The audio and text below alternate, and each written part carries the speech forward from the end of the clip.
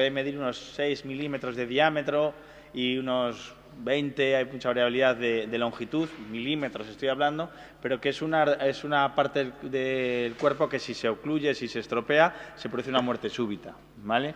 De hecho, como veréis luego, cuando hablamos del infarto con elevación del ST, hablamos del infarto con elevación del ST anterior, inferior, lateral, pero no hablamos del infarto de tronco, ¿vale? ¿Por qué? ¿Porque el tronco no se tapa nunca? No, porque cuando se tapa el tronco, en la inmensísima mayoría de las ocasiones no se llega al hospital, porque se produce una muerte súbita, ¿vale? Entonces, muy pocas veces tratamos una trombosis aguda del tronco, salvo que el paciente tenga mucha suerte y estemos muy cerca o lo hagamos en parada, etcétera, ¿vale? ¿Por qué? Porque realmente esa zona es crítica. Es importante entender esto, por eso al final del tema siguiente, cuando hablamos de las opciones quirúrgicas o percutáneas, el tronco es preferentemente quirúrgico por eso mismo, ¿vale? Preferentemente quirúrgico por eso mismo.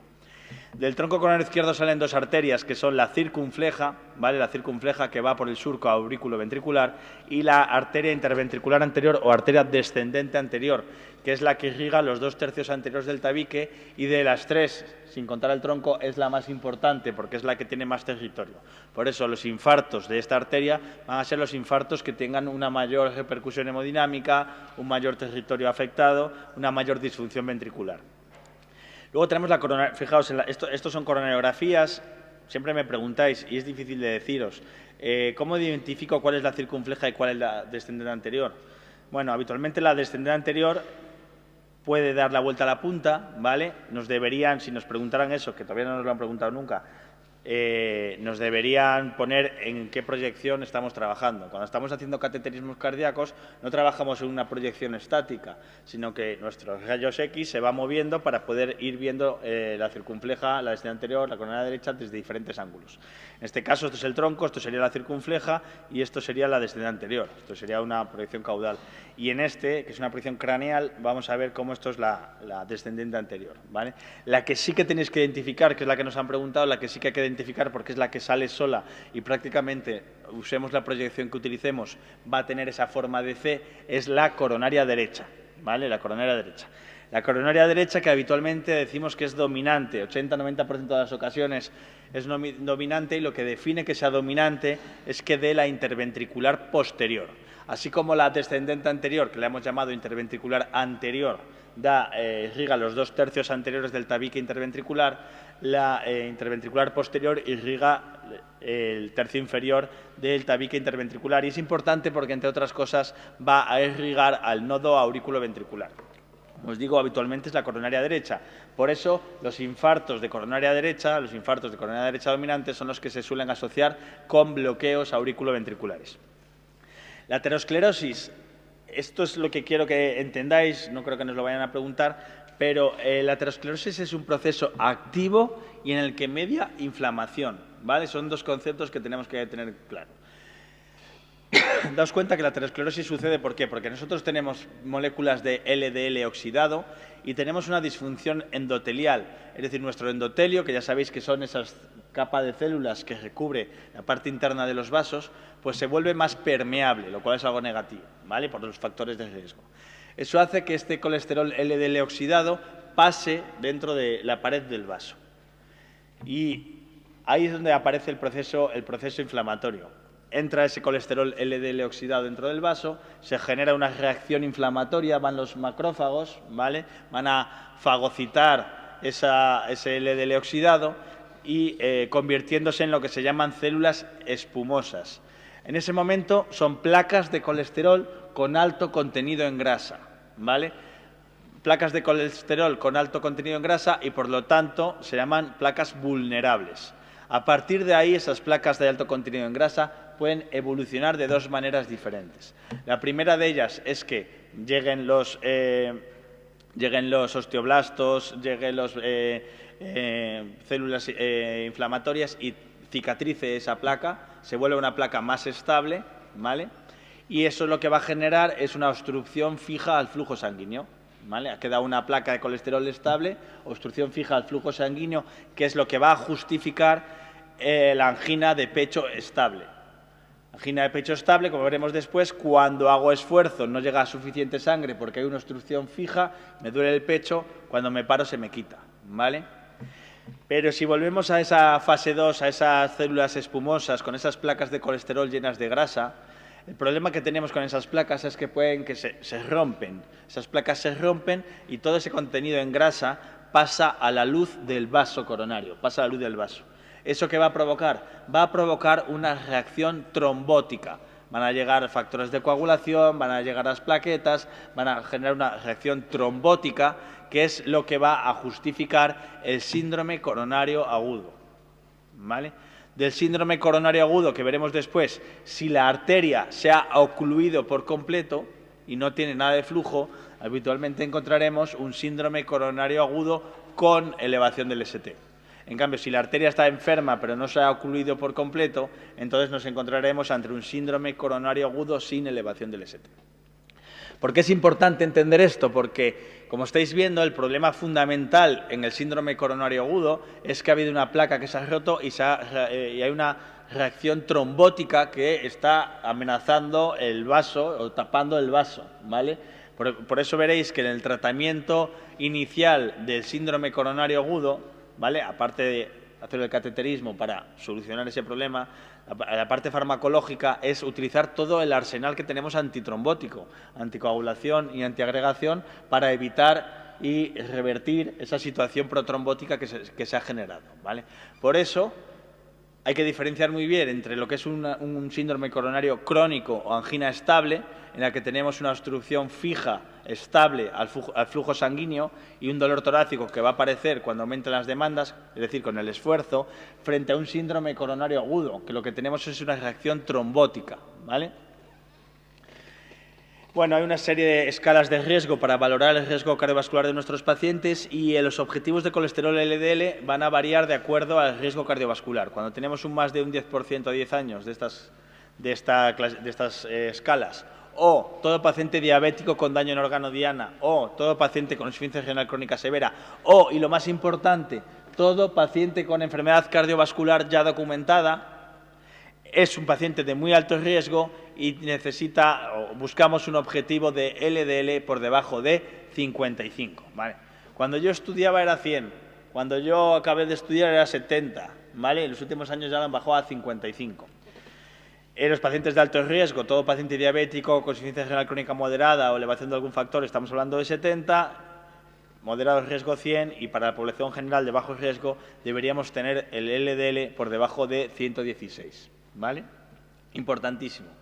Todo paciente que haya tenido enfermedad coronaria del tipo que sea, me da igual una angina de pecho estable hace 20 años que un infarto ayer, todo paciente con enfermedad coronaria del tipo que sea tiene que tener un colesterol LDL por debajo de 55, para lo cual vamos a utilizar estatinas. Si eso no es suficiente, lo vamos a asociar con ezetimiba y si eso no es suficiente, vamos a utilizar los inhibidores de la PCSK9, como son el alirocumab y el evolucumab, ¿vale? Y ahora os pregunto, imaginaos que tengo un paciente que tiene un infarto, etcétera, y que tiene basalmente un colesterol de 50 LDL, lo cual es muy poco frecuente, ¿eh? Pero bueno, que tiene un colesterol normal, LDL, muy bajo. ¿Le pondríais tratamiento con estatinas, sí o no? ¿Vale? Independientemente del colesterol LDL y con ese objetivo de por debajo de 55, todo paciente con cardiopatía isquémica del tipo que sea tiene que tener tratamiento con estatinas. Porque estas estatinas han demostrado que son muy eficaces para bajar el colesterol LDL, que son eficaces para que no se acumule colesterol en las arterias, pero que también son eficaces para evitar la ruptura de esas placas que llamamos vulnerables. Entonces, las estatinas previenen nuevos episodios de síndrome coronario agudo, ¿vale? Entonces, todo paciente que tenga cardiopatía isquémica del tipo que sea tiene que tener tratamiento crónico con estatinas y os añado ya con aspirina, ¿vale? Como prevención secundaria. ¿De acuerdo? ¿Os acordáis que decíamos que cuando estéis en vuestra consulta y llega un paciente con disfunción sistólica, vais a plantearos por qué no tiene IECA o vasatransacubitril, beta-bloqueantes, antialdosterónicos y SGLT2? Pues esto es lo mismo. Cualquier paciente que veáis con antecedentes de cardiopatía isquémica debe tener tratamiento con aspirina y estatina, ¿vale? Vamos con la cardiopatía isquémica crónica. Les digo, un tema tradicionalmente poco preguntado. Nos han preguntado algo de la parte final, que es el tratamiento, que es general para el CON y el SIN. Vale, fijaos como os decía, ¿vale? Cuando se llena de colesterol esas placas, se vuelven placas vulnerables que pueden romperse o pueden, como en este caso, estabilizarse, ¿vale? Hacer una capa fibrosa, estable, que genere una obstrucción fija al flujo sanguíneo. Por ahí iría la luz del vaso, ¿vale? Por ahí iría la luz del vaso en condiciones normales, iría por aquí, y todo esto es esa placa de colesterol que hace una obstrucción fija al flujo sanguíneo. Vale, imaginaos, yo no tengo ni idea de coches, ¿vale? No sé de coches, sé conducir, ¿vale? Pero poco más. Pero bueno, yo me imagino que en cualquier coche lo que tendremos será un depósito de gasolina de diésel, ¿vale? Y que tenga un conducto que lleve la gasolina al motor, ¿no? Imagino. Pues a mí me gusta pensar que el síndrome coronario crónico, la angina estable, es que tenemos una obstrucción en esa tubería que lleva la gasolina hacia el motor, ¿vale? ¿Qué pasa? Cuando nosotros vamos con el coche despacito, poco revolucionado, la gasolina que le está llegando al motor es suficiente y no da ninguna señal de que falla. Pero cuando nosotros revolucionamos el coche o lo aceleramos, el motor consume más gasolina y la que le está llegando por esa tubería obstruida no es suficiente y es cuando da señales de que no va bien. Pues eso es la angina de pecho estable. Es un dolor torácico que es el resultado de una situación en la que está llegando poca sangre a mi ventrículo, que va a aparecer habitualmente con el esfuerzo y que se va a aliviar en el reposo. Eso es la definición de angina de pecho. Dolor torácico opresivo que aparece con el esfuerzo y cede con el reposo. Por supuesto, la angina de pecho no es exclusiva de la aterosclerosis, de la cardiopatía isquémica. La angina de pecho es un síntoma y ya hemos visto que hay otras patologías que tienen angina de pecho, como puede ser la miocardiopatía hipertrófica, como puede ser la estenosis aórtica, ¿vale? Que pueden expresarse con angina de pecho. Pero la causa más frecuente de angina de pecho es la aterosclerosis coronaria. El diagnóstico de angina de pecho, de síndrome coronario crónico, de angina estable, es un diagnóstico clínico. Va a llegar un paciente a vuestra consulta, os va a contar un dolor de determinadas características y vosotros le vais a decir, usted tiene una angina de pecho. Y ahora vamos a hablar de pruebas diagnósticas y me dices, pero Carlos, si me estás diciendo que es un diagnóstico clínico, ¿por qué ahora me vas a hablar de pruebas diagnósticas? Bien, estas pruebas van a ir enfocadas sobre todo para valorar el pronóstico de la enfermedad, ¿vale? Si llega Josefina, que es una paciente, a vuestra consulta y os dice, doctor, doctora, cuando subo un tercero sin el ascensor, cuando subo un tercero por las escaleras, me duele el pecho, me siento y se me pasa, vosotros sabéis que tiene una angina de pecho, pero no sabéis el pronóstico que tiene esa enfermedad. No sabéis si eso es debido a una enfermedad severa del tronco coronario izquierdo, y por lo tanto que atenta contra su vida, o es una enfermedad de una rama secundaria distal que no le va a cambiar el pronóstico, ¿vale? Entonces, estas pruebas no invasivas es la manera previa de valorar qué pacientes se van a poder beneficiar de ser más agresivos, de hacer un cateterismo. La prueba más tradicional es la ergometría o el electro de esfuerzo, que para que sea concluyente el paciente ha tenido que hacer un esfuerzo mínimo, ¿vale?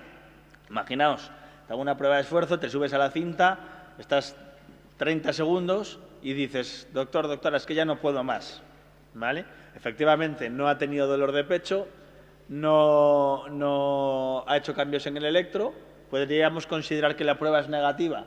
No, porque la cantidad de esfuerzo que ha hecho es insuficiente, ¿vale? Entonces, para que la prueba sea, que llamamos concluyente, ha tenido que alcanzar el 85% de la frecuencia cardíaca máxima teórica.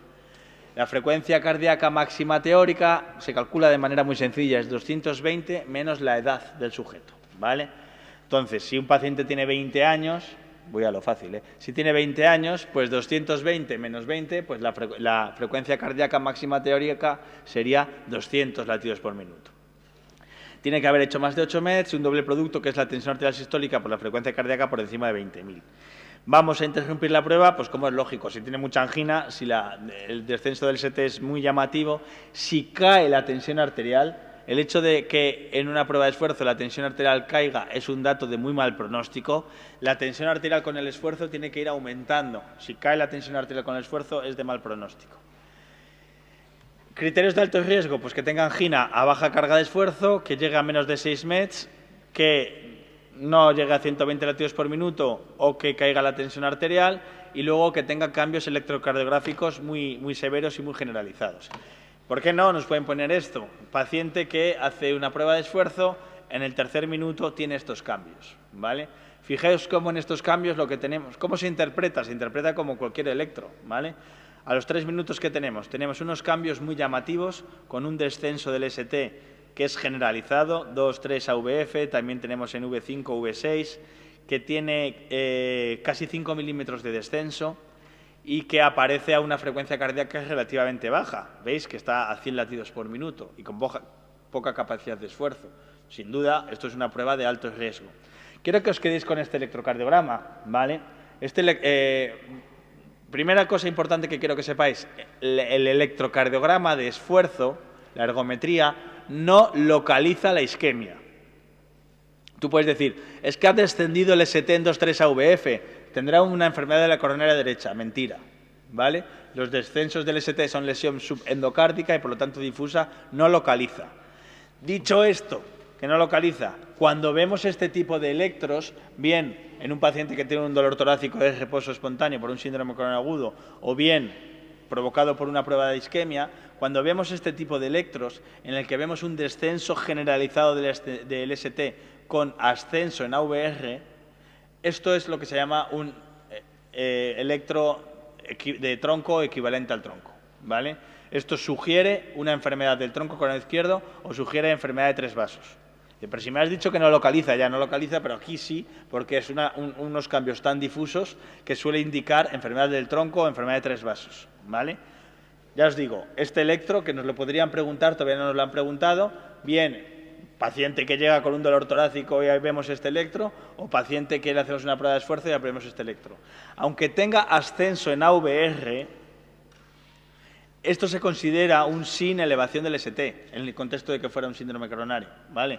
¿Por qué? Porque para hablar de infarto con elevación del ST, tiene que haber elevación del ST en 2 o más derivaciones contiguas, ¿vale? El descenso generalizado del ST con ascenso en AVR es parte del sin elevación del ST, pero de muy alto riesgo, como veremos, ¿vale? Es un electro que quiero que recordéis. Y luego tenemos la gammagrafía o el eco de esfuerzo, que es mucho mejor. La gammagrafía, lo que vamos a hacer, imaginad, yo cuando lo tuve que entender en su primer momento, es lo mismo, ¿no? Pero a mí me resultó, me imaginaba ese talio, ese tecnecio, me lo imaginaba como si fuera un colorante que metemos en la sangre, ¿vale? Ponemos al paciente a hacer un esfuerzo, bien físico o bien con un fármaco que imite el esfuerzo.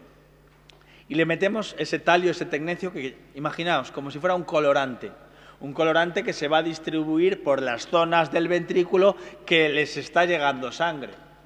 Si hay una zona del ventrículo que no le está llegando sangre, será una zona que quede fría, que no capta el talio del tecnecio, ¿vale? Entonces, si no capta ahí el talio del tecnecio, entonces vamos a repetir la prueba en reposo. Una zona del ventrículo que no le llega sangre con el esfuerzo, pero sí que le llega sangre en reposo, eso es lo que es la isquemia, ¿vale? Lo que es la isquemia, ¿vale? Es verdad que nos podemos encontrar lo siguiente, una zona que no le ha llegado en el esfuerzo, tampoco con el reposo, y entonces vamos a hacer una tercera inyección, muchas veces incluso al día siguiente, una tercera inyección para ver si ya capta o no. Y entonces, si ya capta en esa tercera inyección, vamos a distinguir entre lo que es necrosis y lo que es viabilidad. ¿Qué diferencia entre necrosis y viabilidad? Viabilidad es miocardio hibernado. Imaginaros un huerto de lechugas. Tenemos un huerto de lechugas y tenemos la manguera, el aspersor, que está regando estas lechugas. Si esa manguera se nos estropea, tenemos dos opciones, que las lechugas se mueran por completo o que las lechugas estén secas pero todavía con vida, ¿vale? La diferencia ¿cuál es? Que si yo arreglo la manguera y las lechugas están muertas, ahí ya no va a florecer nada.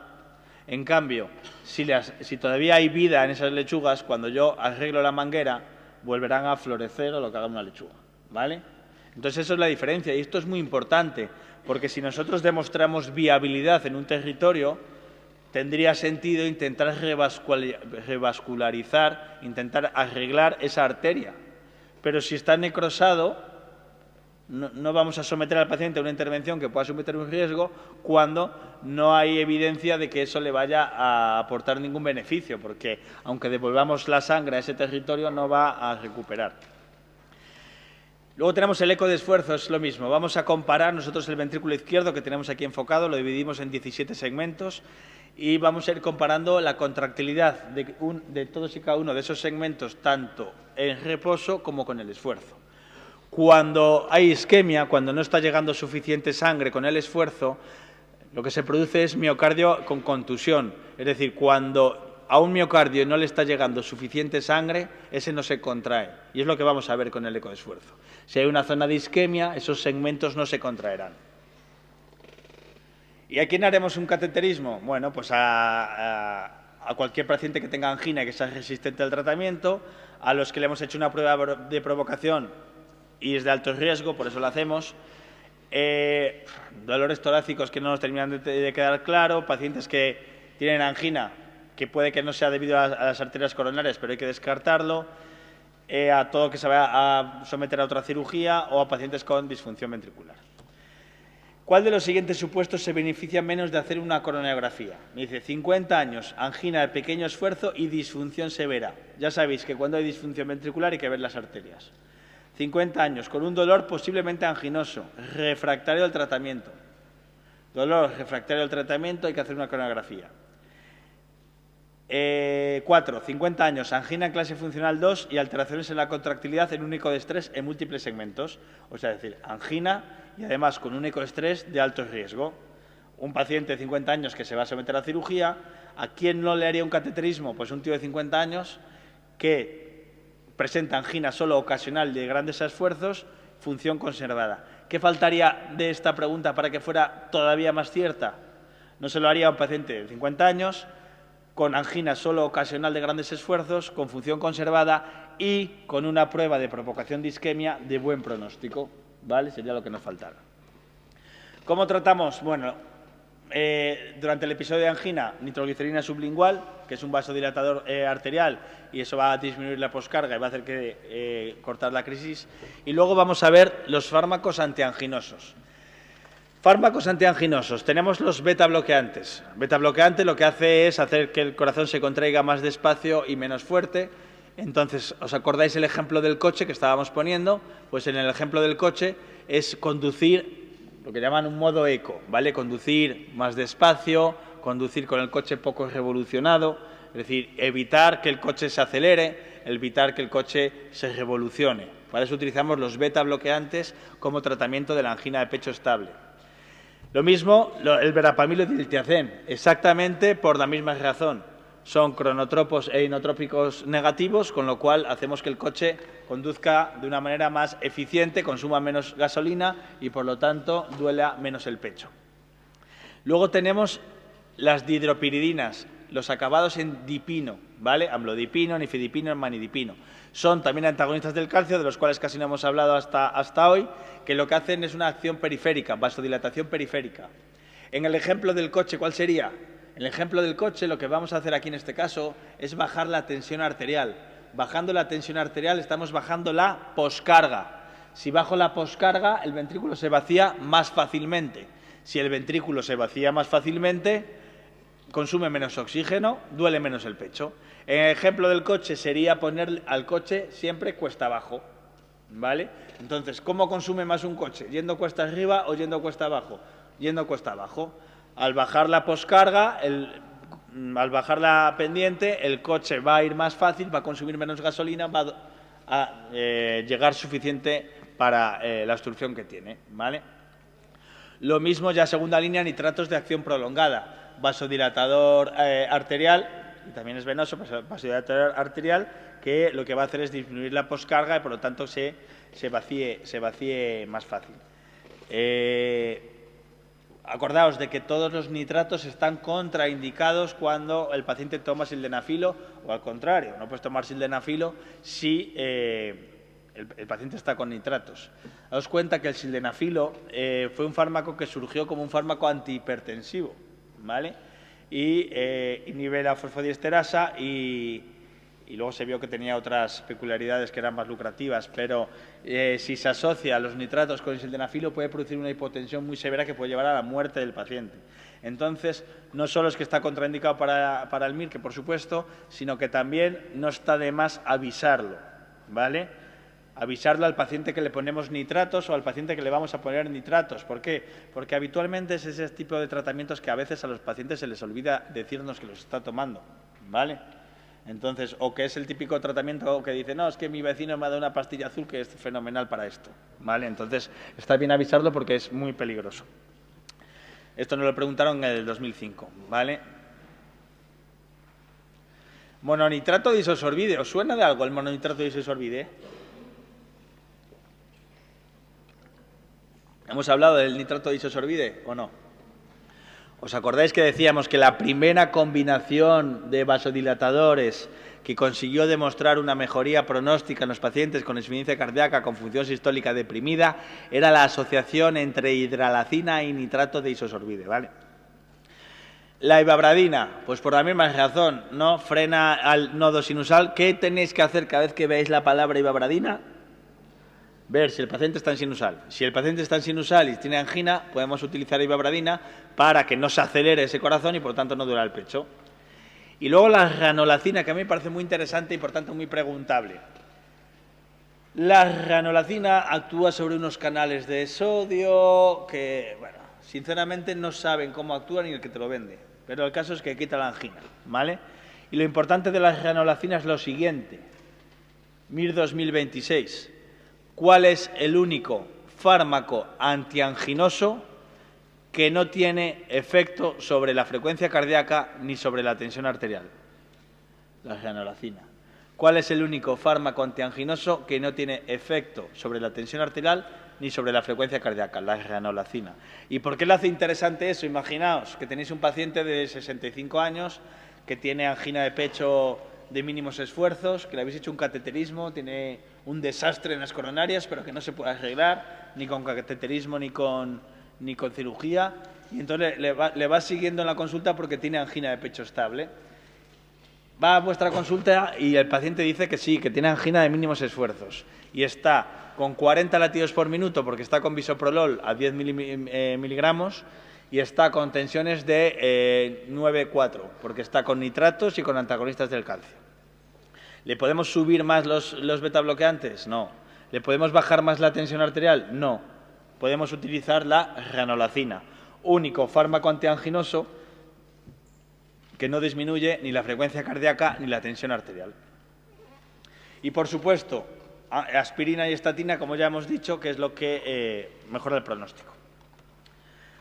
Un hombre acude a consulta para la revisión del tratamiento farmacológico de un síndrome coronario crónico. Si no existen comorbilidades, ¿qué fármaco de mantenimiento debería tomar para toda la vida? Bueno, pues la pregunta más fácil del examen, ¿vale? Aspirina. Vais a estar en vuestra consulta, va a llegar Josefina y va a decir, doctor, doctora, es que mire, cada vez que subo a casa, que vivo en un tercero sin ascensor, y es que no nos han puesto ascensor porque la vecina del primero no quiere, y entonces subo al tercero sin ascensor y se me pone una presión aquí en el pecho, como si me estuvieran apretando con una losa, y a veces parece que se me va un poco aquí a la mandíbula y al brazo, pero yo rápidamente me siento ahí en casa y se me pasa. ¿Qué le vais a decir a Josefina? Josefina, usted tiene una angina de pecho. Vale. ¿Haríais algo más con Josefina? ¿O le diríais, Josefina, usted tiene angina de pecho? Siguiente. No, habrá que ponerle una solución, ¿no?, al paciente. Vale, ¿qué le haríais a Josefina? Pues le diría, Josefina, de la consulta te sales con aspirina y estatina. De la consulta te sales con al menos un fármaco de primera línea, como betabloqueantes o antagonistas del calcio. Y Josefina, si le duele el pecho, lo que tiene que hacer es ponerse una pastilla debajo de la lengua. No creo que Josefina tome Viagra. Esperar 5 o 10 minutos, si no se pasa, ponerse otra, siempre sentado o tumbado, porque baja mucho la tensión y te puedes ir al suelo. Y si no se pasa, pues llamar a una ambulancia. Bien, ya le habéis puesto un tratamiento a Josefina. ¿Hacemos algo más con Josefina en la consulta? Es que tengo muchos pacientes en la consulta y no me da tiempo. Bueno, le habéis dado un diagnóstico, le habéis puesto un tratamiento, ¿le hacéis algo más a Josefina en esa consulta? ¿No sabéis si Josefina tiene un tronco coronario izquierdo, enfermo, o Josefina tiene una derecha distal, que no implica nada? No sabéis si Josefina tiene una estenosis aórtica, supongo que la habréis auscultado, pero no sabéis si Josefina tiene una hipertrófica, no sabéis si Josefina tiene una disfunción sistólica. Por supuesto, como a todo paciente de cardiología, hay que hacer un eco, ¿vale? Y, por supuesto, en estos pacientes habrá que hacer una prueba de provocación de isquemia para valorar el pronóstico de Josefina, ¿vale? Bien, si tiene una prueba de provocación de isquemia de alto riesgo, si tiene disfunción ventricular, si no se controla con fármacos, la angina de pecho, pues le haremos un cateterismo y, dependiendo de lo que nos encontremos, veremos cómo lo arreglamos.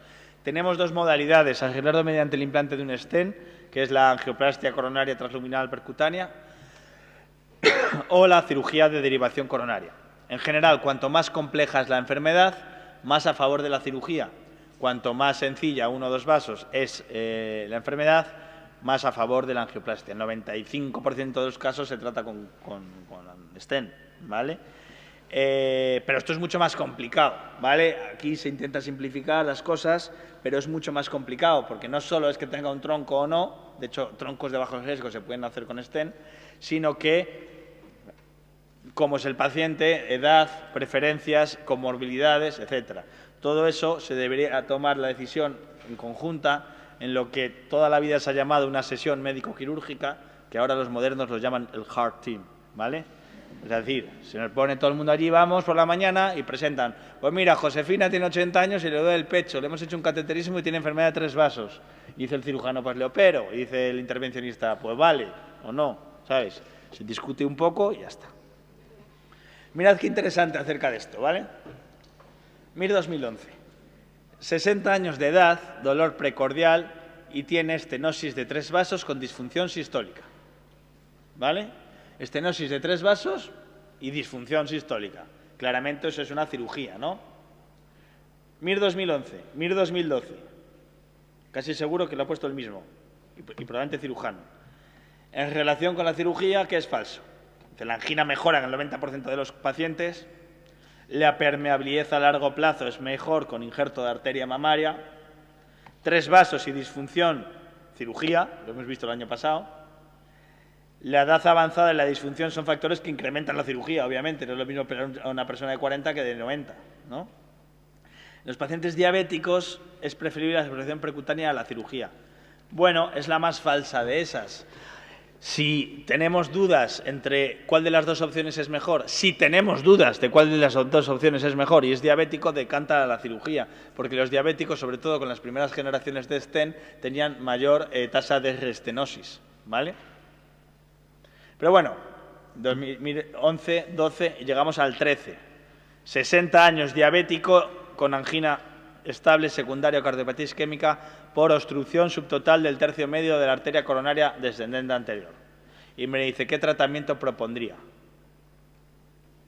Pues un vaso, por mucho que sea diabético, un vaso, le ponemos un stent, ¿no? Y dices: vale, sí, no hay duda, ¿por qué le estás dando tanto misterio? Y estoy dando tanto misterio porque, acordaos, fijaos, Mir 2011, 2012, 2013, apostaría que lo ha puesto él mismo, apostaría que es cirujano cardíaco, y la opción que dieron como cierta en el Ministerio en una primera versión de la plantilla fue la opción 3, quirúrgico, ¿vale? Se reclamó, y de las pocas veces que las reclamaciones valen para algo, se pasó a la opción 5, ¿de acuerdo? ¿Con qué quiero decir con esto? Tienen que ser muy claros, es decir, tronco, disfunción, etcétera, cirugía, un vaso, angioplastia, porque como vayamos a la zona de grises les puede pasar esto porque es muy interpretable todo. Por eso la siguiente vez que preguntaron simplemente dijeron: bueno, ¿cuál es el mejor injerto? El de mamaria interna, y no me busco líos. 71 años, estenosis aórtica grave y tiene enfermedad de 3 vasos, ¿vale? ¿Qué hacemos? Primer punto importante. En 2022 el límite de la estenosis aórtica era 75 años, ¿vale? Entonces es más fácil la pregunta, porque lo que hacemos es tratamiento quirúrgico simultáneo de ambas cosas, ¿vale? La causa más frecuente de angina es la aterosclerosis, el ángulo estable refractario al tratamiento hay que hacer CATE, comprueba alto riesgo hay que hacer CATE, fármaco antianginoso que no tiene efecto hemodinámico es la genolacina, tronco distal o 3 vasos proximales cirugía y el injerto más duradero es la arteria mamaria interna.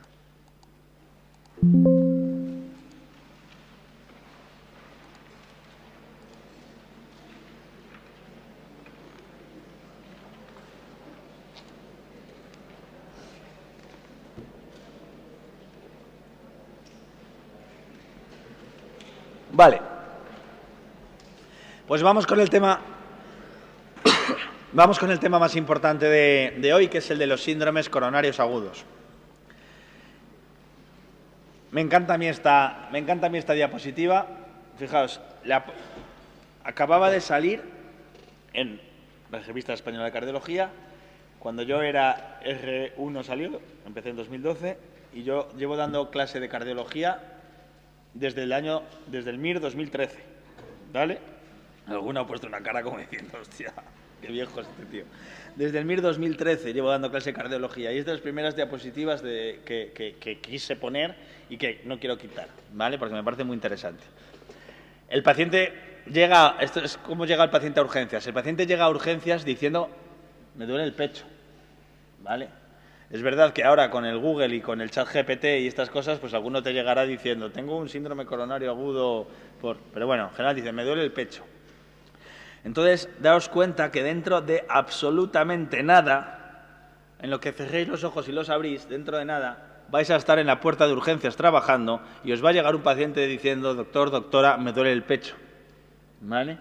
Y entonces os acordaréis de mí y diréis, vale, que lo más probable, por probabilidad, es que no sea nada, ¿vale?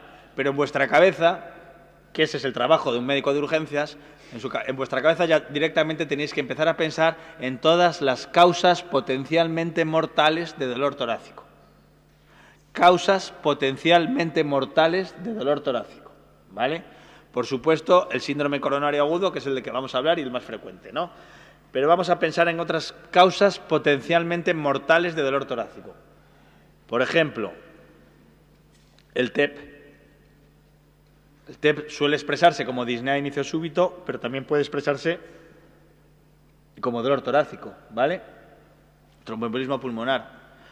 Hay que explorar las piernas, valoramos el riesgo que tenga de enfermedad tromboembólica, si es alto haremos un angiotac, si es bajo podemos hacer un dímero, ¿vale? Etcétera. Más causas potencialmente mortales de dolor torácico. Por ejemplo, el síndrome aórtico. Se está quedando sin tinta esto. Síndrome aórtico agudo, ¿vale?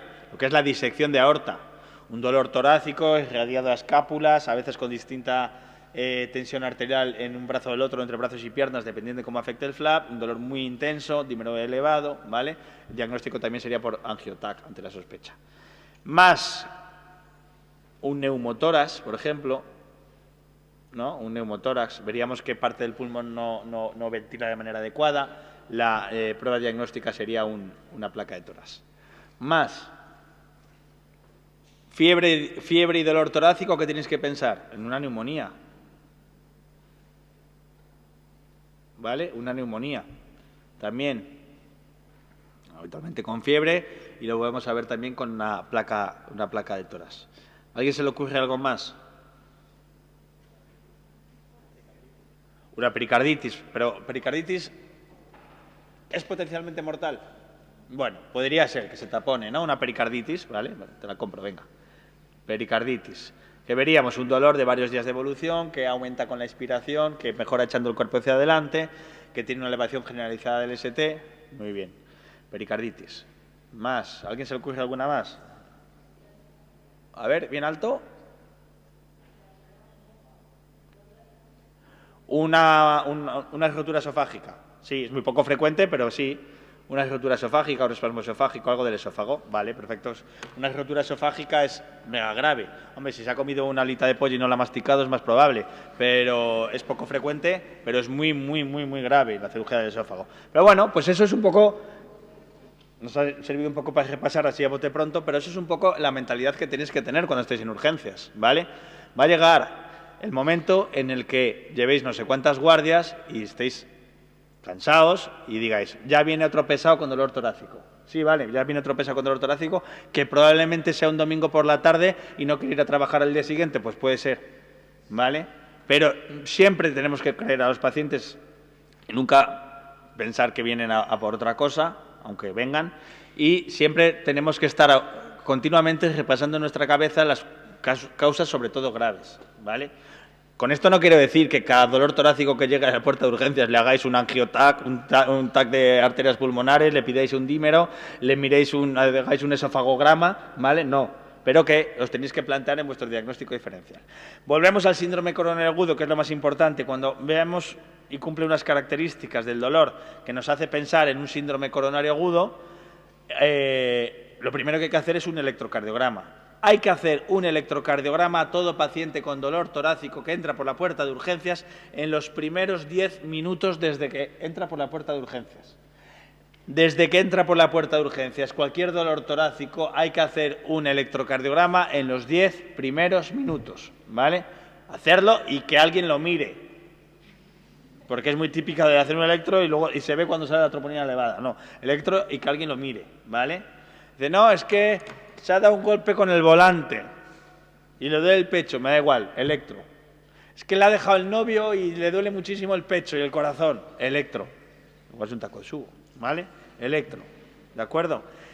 Fijaos que el electrocardiograma es una prueba baratísima. O sea, tú compras un electrocardiógrafo que no sé lo que costará y haces millones de electrocardiogramas. Es barata, no cuesta, joder, el papel que gastes, pero ¿cuánto cuesta hacer electros? Nada, barata, indolora, ¿vale? Salvo, bueno, pues si es un hombre o una mujer, pero si es un hombre con mucho vello, pues cuando le tiras de la pegatina le duele. Es todo lo agresivo que es un electrocardiograma, ¿vale? Entonces, no os canséis de pedir electrocardiogramas, ¿vale? No os canséis de pedir electrocardiogramas, que es una prueba que si es normal de puta madre, pero que si no es normal nos va a dar mucha información y es una prueba muy sencilla de hacer. Bien, cuando en el electrocardiograma tenemos lo que os dé la gana, salvo elevación persistente del ST, estaremos ante un síndrome coronario agudo sin elevación del ST. Si tiene elevación persistente del ST o bloqueo de rama de nueva aparición, elevación persistente del ST o bloqueo de rama de nueva aparición, entonces, y esto es lo que más me gusta de este esquema, es un infarto con elevación del ST. No hay que esperar a la analítica. La vamos a sacar, por supuesto, pero no hay que esperar a la analítica para hacer el diagnóstico, ¿vale? No podemos estar esperando a ver cómo sale la analítica para tomar una decisión del tratamiento. Si tiene lo que os dé la gana, salvo elevación persistente del ST o bloqueo de rama de nueva aparición, entonces sí que vamos a ver cómo son las troponinas. Si las troponinas se elevan y hacen la curva típica, hay daño miocárdico, por lo tanto estaremos ante un infarto sin elevación del ST. Y si las troponinas son normales, estaremos ante una angina inestable. Tanto el infarto sin elevación del ST como la angina inestable, como ya hemos dicho, son el síndrome coronario agudo sin elevación del ST. Síndrome coronario agudo sin elevación del ST. Fijaos, placa llena de componente de grasa, se rompe y se forma trombo. ¿Veis? Placa que se ha roto, esta es la cápsula y esto es trombo. Pero veis cómo en el síndrome coronario agudo sin elevación del ST no hay una oclusión completa de la arteria coronaria. No hay una oclusión completa de la arteria coronaria. Esa es la clave, ¿vale? No hay una oclusión completa de la arteria coronaria. Bien, daros cuenta, y esto probablemente sea lo más difícil, al menos de la cardiología, ¿vale? Cuando estás empezando o acabando, es lo más difícil de la cardiología, que os va a llegar un paciente que os va a contar una clínica que ya se le ha pasado. Es que vengo porque he tenido un dolor, ahí ya está asintomática, y que el electro puede ser completamente normal, la analítica puede ser completamente normal, ¿vale? Y el paciente estar en ese momento asintomático. Y no deja de ser un síndrome coronario agudo, es decir, que probablemente tenga una lesión trombótica en una de las arterias del corazón, que si le mandas a casa, igual esa arteria se tapa por completo y se muere, ¿vale? Y no tenemos ningún dato objetivo. Simplemente tenemos lo que el paciente te cuenta y lo que tú eres capaz de investigar, ¿vale? ¿Y por qué un paciente le vas a pensar que es un síndrome coronario y no otro tipo de dolor? Bueno, pues cuando sea angina de reposo. Y las características del dolor es lo que nos marca el que pueda ser angina o no, aparte de la probabilidad pretest, factores de riesgo, etc. Dolor opresivo retroesternal, que no se modifica con la postura, que si es episódico no dura más de 10-20 minutos, ¿vale? Que no se modifica al coger aire o al echarlo, que pueda estar asociado a cortejo vegetativo, náusea, sudor frío, vómitos, que pueda estar irradiado a mandíbula, a muñecas, al brazo, ¿vale? Eso sería un dolor característicamente anginoso. También que sea una angina de esfuerzo de reciente comienzo en clase funcional 3, también es un síndrome coronario, o que haya progresado. Josefina subía a un tercero sin ascensor y le olía el pecho y te llega contando que es que ahora, cuando voy de aquí a la cocina ya me duele. Ha progresado la angina, también es un síndrome coronario. Luego la angina posinfarto ya prácticamente no existe, porque ahora, como veréis, hacemos cateterismo a todos los infartos. Vamos a hablar un poco de la angina vasospástica o variante o de Prince-Metal, o vasospástica variante de Prince-Metal. Es en habitualmente varones jóvenes fumadores que de madrugada tienen un dolor torácico episódico en el que vemos una elevación del ST transitoria. ¿Por qué la angina vasospástica o variante la estamos incluyendo dentro de los síndromes coronarios agudos sin elevación del ST? Porque para que tengamos una elevación del ST, un síndrome agudo con elevación del ST, tiene que tener una elevación persistente. Significa que tiene que tener una elevación de más de 20 minutos, ¿vale? Estos son elevaciones transitorias. Que, por supuesto, a este chaval le trataremos como cualquier otro síndrome coronario agudo sin elevación del ST, pero que cuando le hagamos el cateterismo cardíaco veremos que la causa de ese dolor no era debido a una enfermedad trombótica, sino que era debido a un vasoespasmo coronario, ¿vale? Dejar de fumar, tratamiento con nitratos y calcioantagonistas, ¿vale? Bueno, volviendo al síndrome coronario agudo sin elevación del ST en general, clínica de angina, como ya hemos dicho, ojo en mujeres mayores, sobre todo si tienen insuficiencia general o demencia, ¿vale? Fijaos, me acuerdo siempre de una paciente, cuando yo era residente, que que nos llamaron una vez en urgencias porque era un infarto sin elevación del ST. Una persona mayor diabética que tenía elevación de troponina. Entonces, bueno, fuimos a preguntar y decimos, ¿te ha dolido el pecho o algo? No. ¿Y te has encontrado mal? ¿Ha habido algo que te haya hecho venir al hospital? No. Entonces, ¿por qué has venido? Y dices, el marido. No, yo es que la he visto que no estaba bien y la he llevado. ¿Y qué le has notado? No, es que he notado que no estaba bien. ¿Cómo que no estaba bien? No, he notado que no estaba bien. Y efectivamente, tenía un infarto sin elevación del ST. Ojo en pacientes diabéticos que puede pasar muy, muy desapercibido. No os lo cuento por eso. Se vio la troponina, se le hizo un cateterismo y se le arregló una arteria del corazón. Pues bien, ya estaba yo haciendo el fellow de hemodinámica y nos avisan de que hay un paciente con un infarto sin elevación del ST, ¿vale? Y que tenemos que hacerle un cateterismo. La misma señora. Y entonces le digo a la señora, ¿le ha dolido el pecho? No. Y al marido dice, ¿qué le has notado? No, bueno, he notado que no estaba bien. Y entonces yo pensé, digo, no, esto es el típico que le traen todos los días a las urgencias y alguna vez tiene que sonar la flauta. Ni una visita a urgencias en esos 4 años.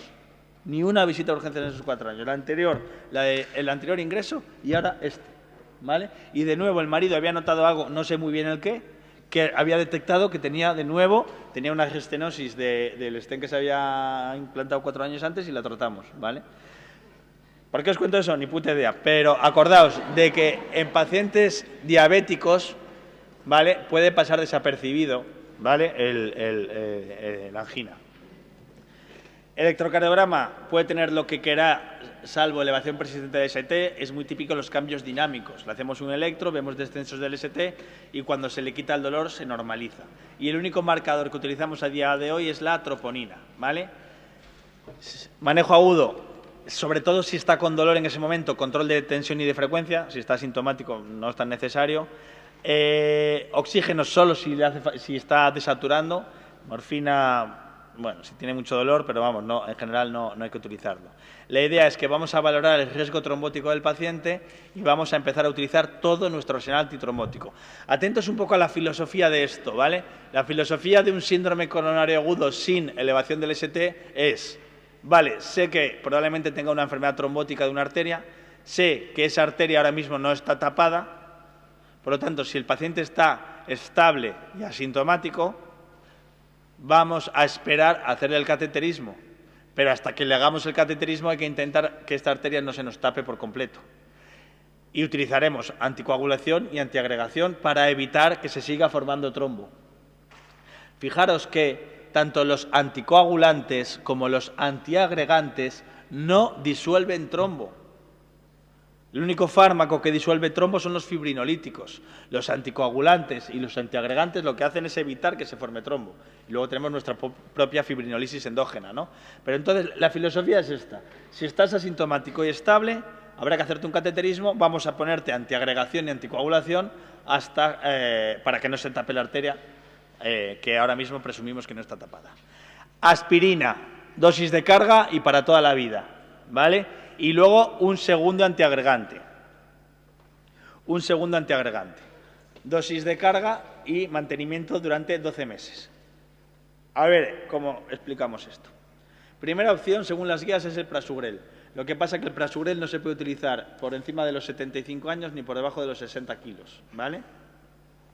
Y el prasugrel no se puede utilizar si no hemos visto antes la anatomía coronaria, por si tuviera que ir a cirugía, ¿vale? Como segunda opción más utilizado es el ticagrelor y tercera opción el clopidogrel, ¿vale? Que es el más clásico. Entonces, lo que se dice ahora es, si le voy a hacer un cateterismo cardíaco en menos de 24 horas, no doy carga de segundo antiagregante. ¿Por qué? Pues porque si va a tener que ir a cirugía y le hemos dado prasu o ticagrelor, pues es un Cristo, ¿vale? Para luego operarlo. Entonces, lo que dicen ahora es, si se le va a hacer un cateterismo cardíaco en menos de 24 horas, no le des carga de doble antiagregación hasta no ver la anatomía coronaria, ¿vale? No le des el segundo antiagregante hasta ver la anatomía coronaria. Y luego habría que mantenerlo durante 12 meses, por supuesto. Y luego tenemos los inhibidores de la 2B3A que, bueno, fijaos que la abeciximab ya ni se comercializa, lo que tenemos ahora es el tirofiban y que solo se utiliza en la sala de hemodinámica, ¿vale? Solo se utiliza si, bueno, pues tiene unas características la lesión con mucho contenido trombótico y se considera utilizarlo. Por lo tanto, todo paciente con doble antiagregación. Y luego hasta el cateterismo con anticoagulación. Anticoagulación como con heparina no fraccionada o con noxaparina o con fondaparinux, ¿vale? O con fondaparinux. ¿Hasta cuándo? Hasta que hagamos el cateterismo o si no se hace cateterismo hasta el alta. Por lo tanto, todo nuestro arsenal antitrombótico, doble antiagregación y anticoagulación. Y luego vamos a hacer un cateterismo cardíaco, casi siempre.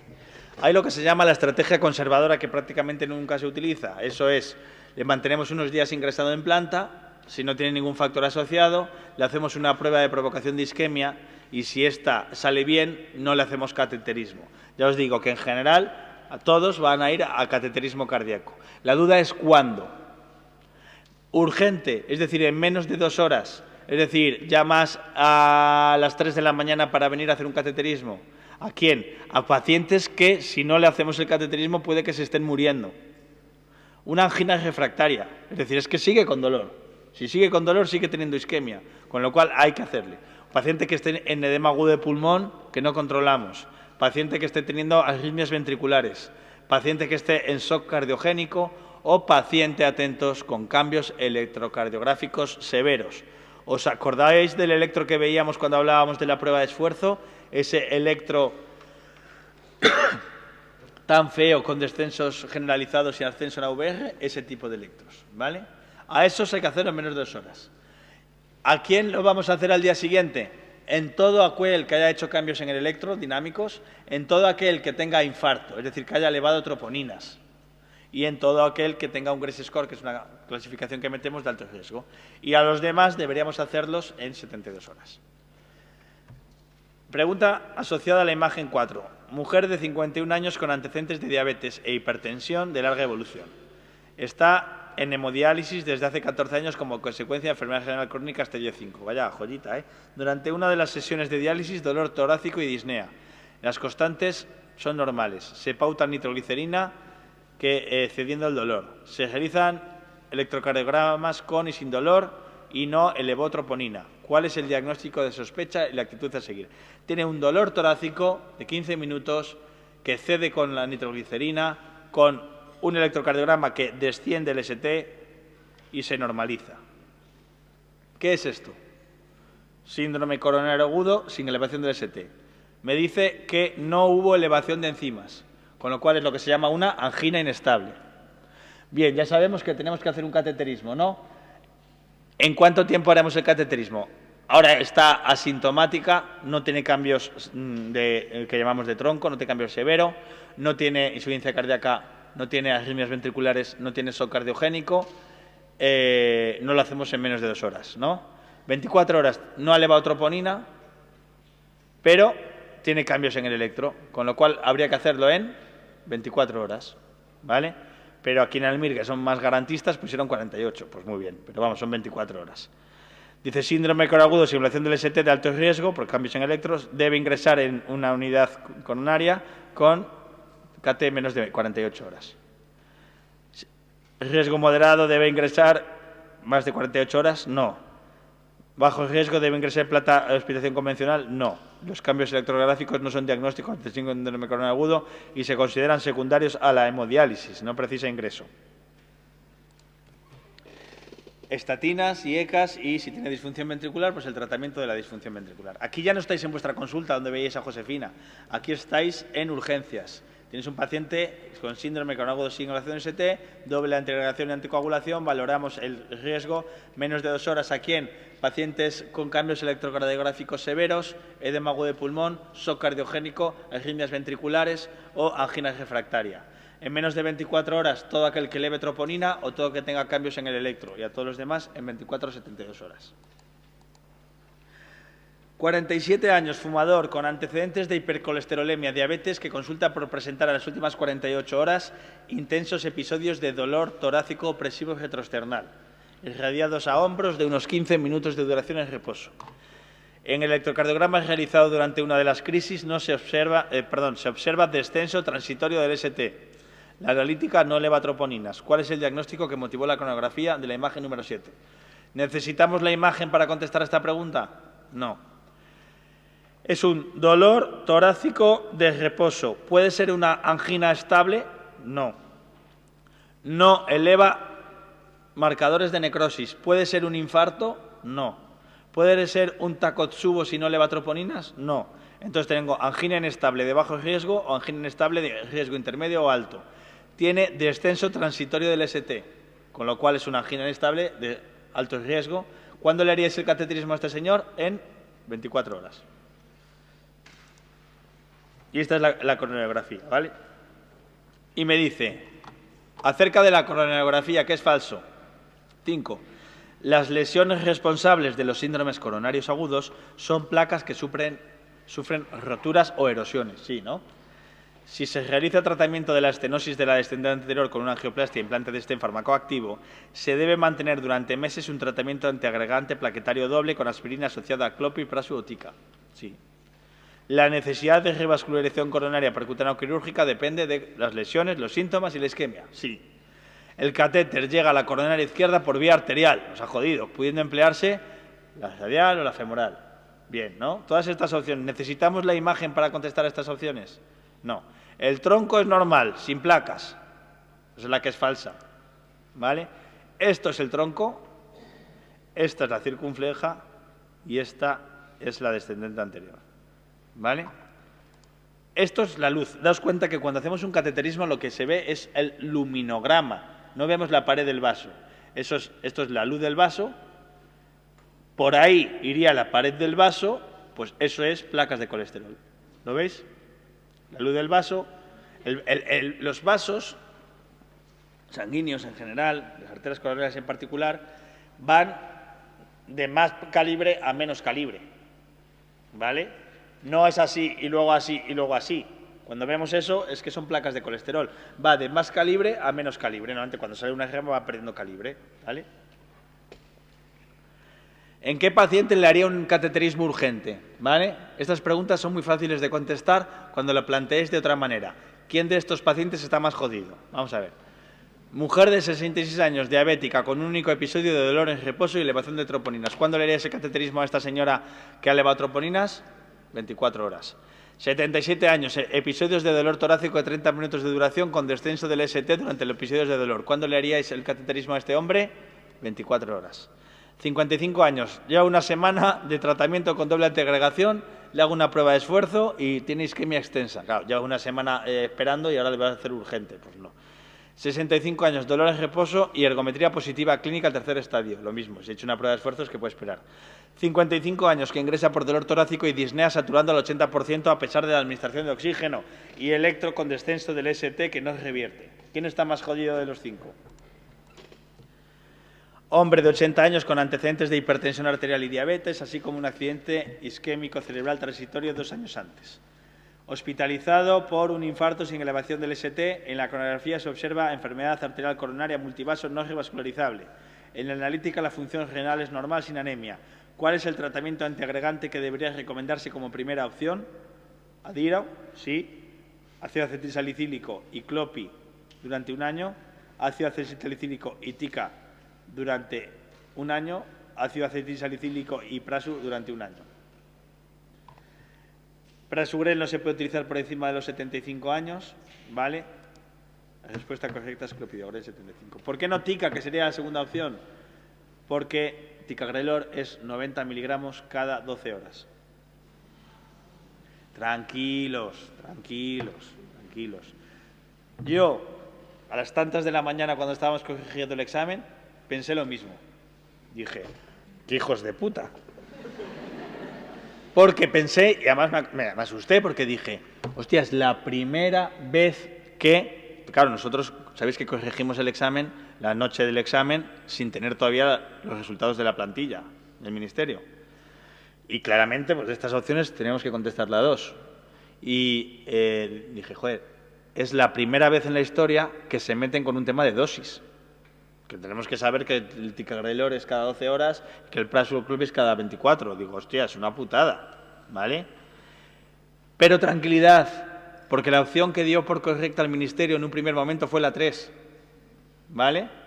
Entonces, simplemente lo que nos estaban preguntando, lo que nos querían preguntar era prasugrel como primera opción, pero no se puede utilizar porque tiene más de 75 años, y además el antecedente es de sangrado cerebral, que puede ser una contraindicación relativa, contestar ticagrelor. Eso es lo que nos querían preguntar. El que puso la pregunta fue tan torpe que no se dio cuenta que era 90 cada 12 horas en vez de 90 al día, ¿vale? Y por eso en la reclamación se cambió a la 2, ¿de acuerdo? Pero tranquilidad, porque no nos querían preguntar la dosis. Lo que nos querían preguntar es prasu, y acordaos, prasu no se puede utilizar en mayores de 75 años o con menos de 60 kilos, ¿vale? O sea que relax. Y esto no es... Sí.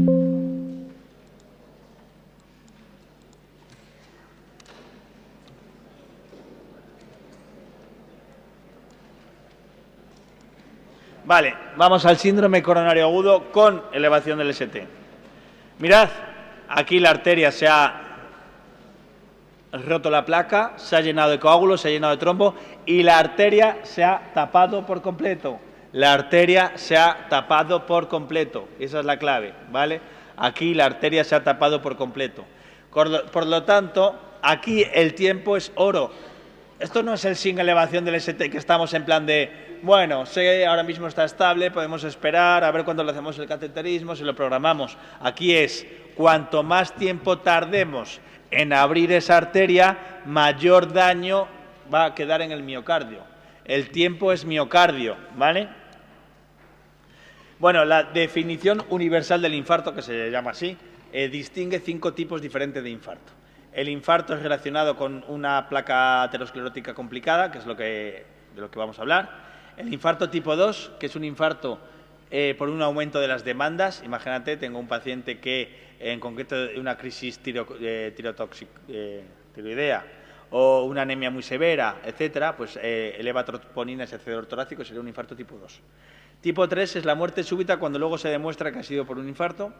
Tipo 4 es el infarto que se produce o que se puede producir después de un cateterismo cardíaco. Y el tipo 5 es el infarto que se produce o que se puede producir después de una cirugía cardíaca, ¿vale?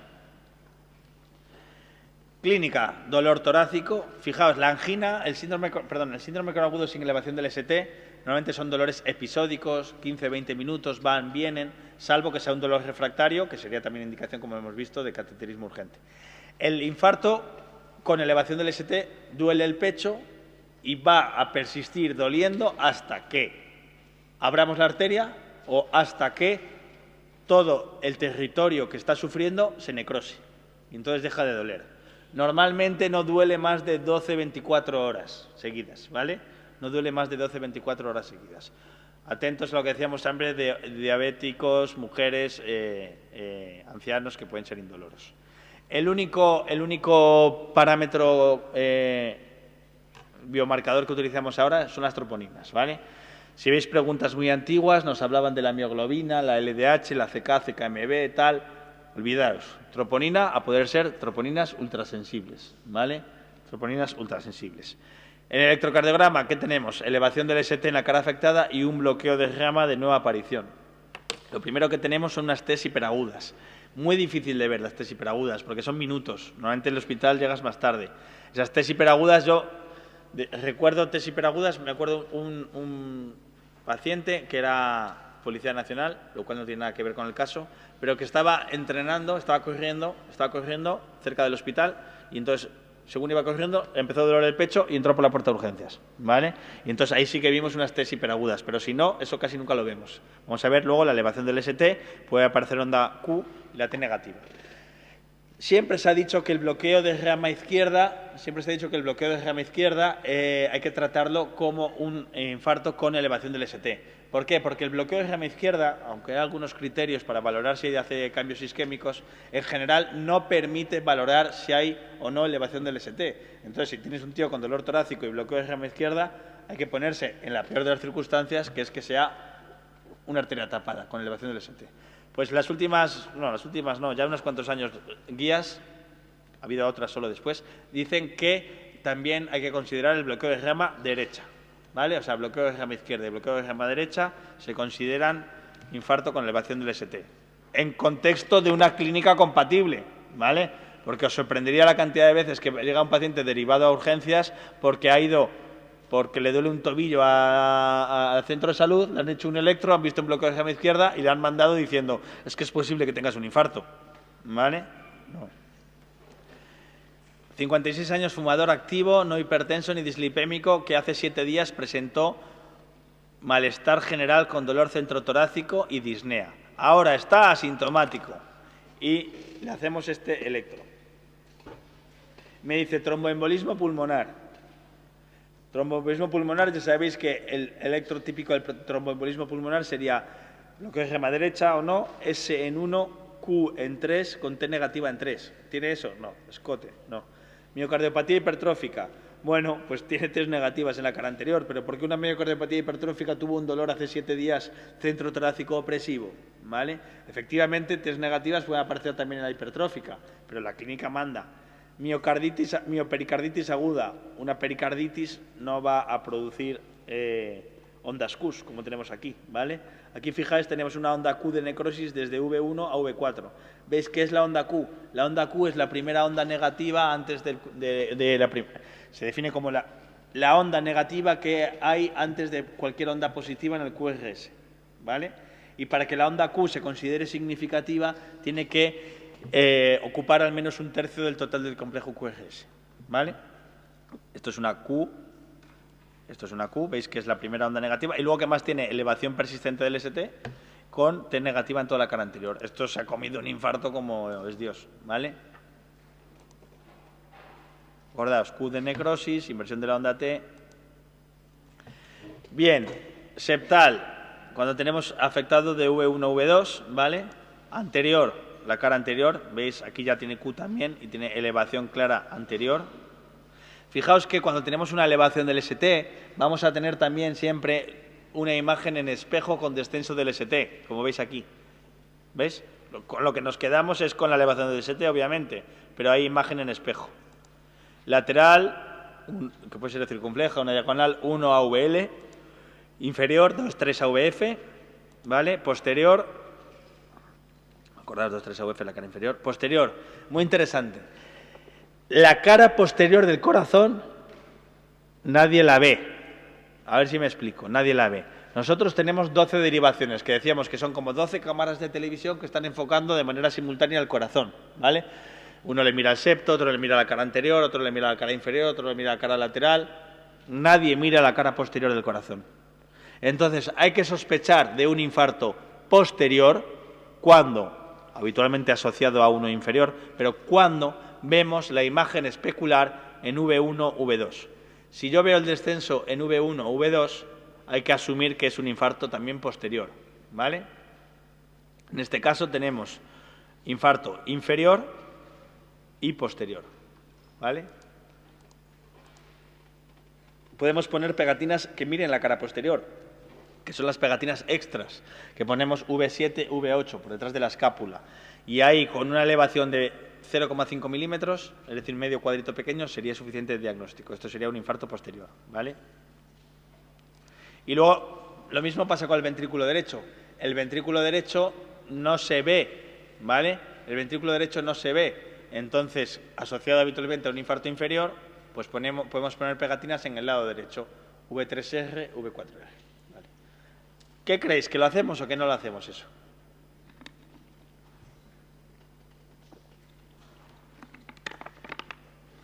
Pues a veces, pero en general tiene poco interés porque tú le haces un eco. En el momento que tú estás haciendo el diagnóstico, tienes el ecógrafo, le haces un eco y vas a ver si está afectado el ventrículo derecho o no, ¿vale? Pero bueno, puedes poner V3R, V4R al lado derecho para verlo. 51 años de edad, que acude al servicio de urgencias por presentar dolor torácico irradiado a miembro superior izquierdo y espalda de 90 minutos de duración. Mal estado general, sudoración y signos de deficiente perfusión periférica. En la auscultación presenta ritmo de galope, tercer tono, crepitantes y se le hace una coronografía urgente. ¿Qué alteraciones electrocardiográficas esperaría encontrar en dicho paciente? Y tenemos este cateterismo. ¿Esto es la coronaria izquierda o la coronaria derecha? Izquierda, ¿vale? Nos quedamos con eso. Aquí hay una oclusión trombótica, ¿no? Veis que las arterias van por aquí. Aquí hay una oclusión trombótica, ¿no? Sí, ¿no? Sí. No os preocupéis que veremos también más en la segunda vuelta. Entonces me dice, si tiene una oclusión completa del vaso, tiene que tener elevación o descenso del ST. Elevación. 2,3 AVF, ¿qué arteria es? La derecha. Y aquí nos están poniendo, esta es la descendente anterior, ¿vale? Infarto anterior. Pregunta vinculada a imagen 9. Hombre de 50 años, diabético con sobrepeso, dolor de 3 horas de evolución y este electro. Y me dice, es un infarto, ¿no? Infarto anteroseptal, ¿no? Pericarditis, ni coña. Infarto inferior, sí, ¿no? 2, 3, AVF.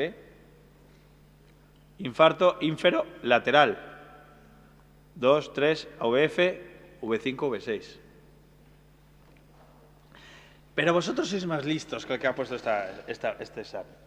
Vosotros le vais a decir, sí, le vais a decir, te voy a contestar la 4 porque es lo que quieres que conteste. Pero realmente, ¿esto qué es? ¿Un infarto? Inferolateral y de algo más. Y posterior. ¿Veis cómo tiene descenso V1, V2? Será inferoposterolateral, posterolateroinferior o como queréis llamarlo. ¿Vale? También tiene afectada la cara posterior. ¿Lo veis? ¿Cómo tiene afectada la cara posterior también? El posterior inferior, es el de la obstrucción de la coronaria derecha habitualmente, es el que produce menos disfunción hemodinámica, pero se puede asociar al infarto del ventrículo derecho, insuficiencia mitral, rotura o isquemia del nodo AV. Y el anterior es el que genera una mayor morbimortalidad. Muy importante el infarto de ventrículo derecho, nos lo preguntan muchas veces, el infarto de ventrículo derecho, que habitualmente asociado a un infarto inferior, ¿vale? Y que va a producir fallo derecho agudo. ¿Cuál es la clínica del fallo derecho agudo? Hipotensión con presión menos alta. Igual que el taponamiento, igual que el neumotoras, igual que el TEP, hipotensión con presión menos alta. ¿Cómo tratamos el taponamiento? Destaponando, ¿no? Pero, aparte, líquido. ¿Cómo tratamos el TEP si está hipotenso? Líquido, ¿vale?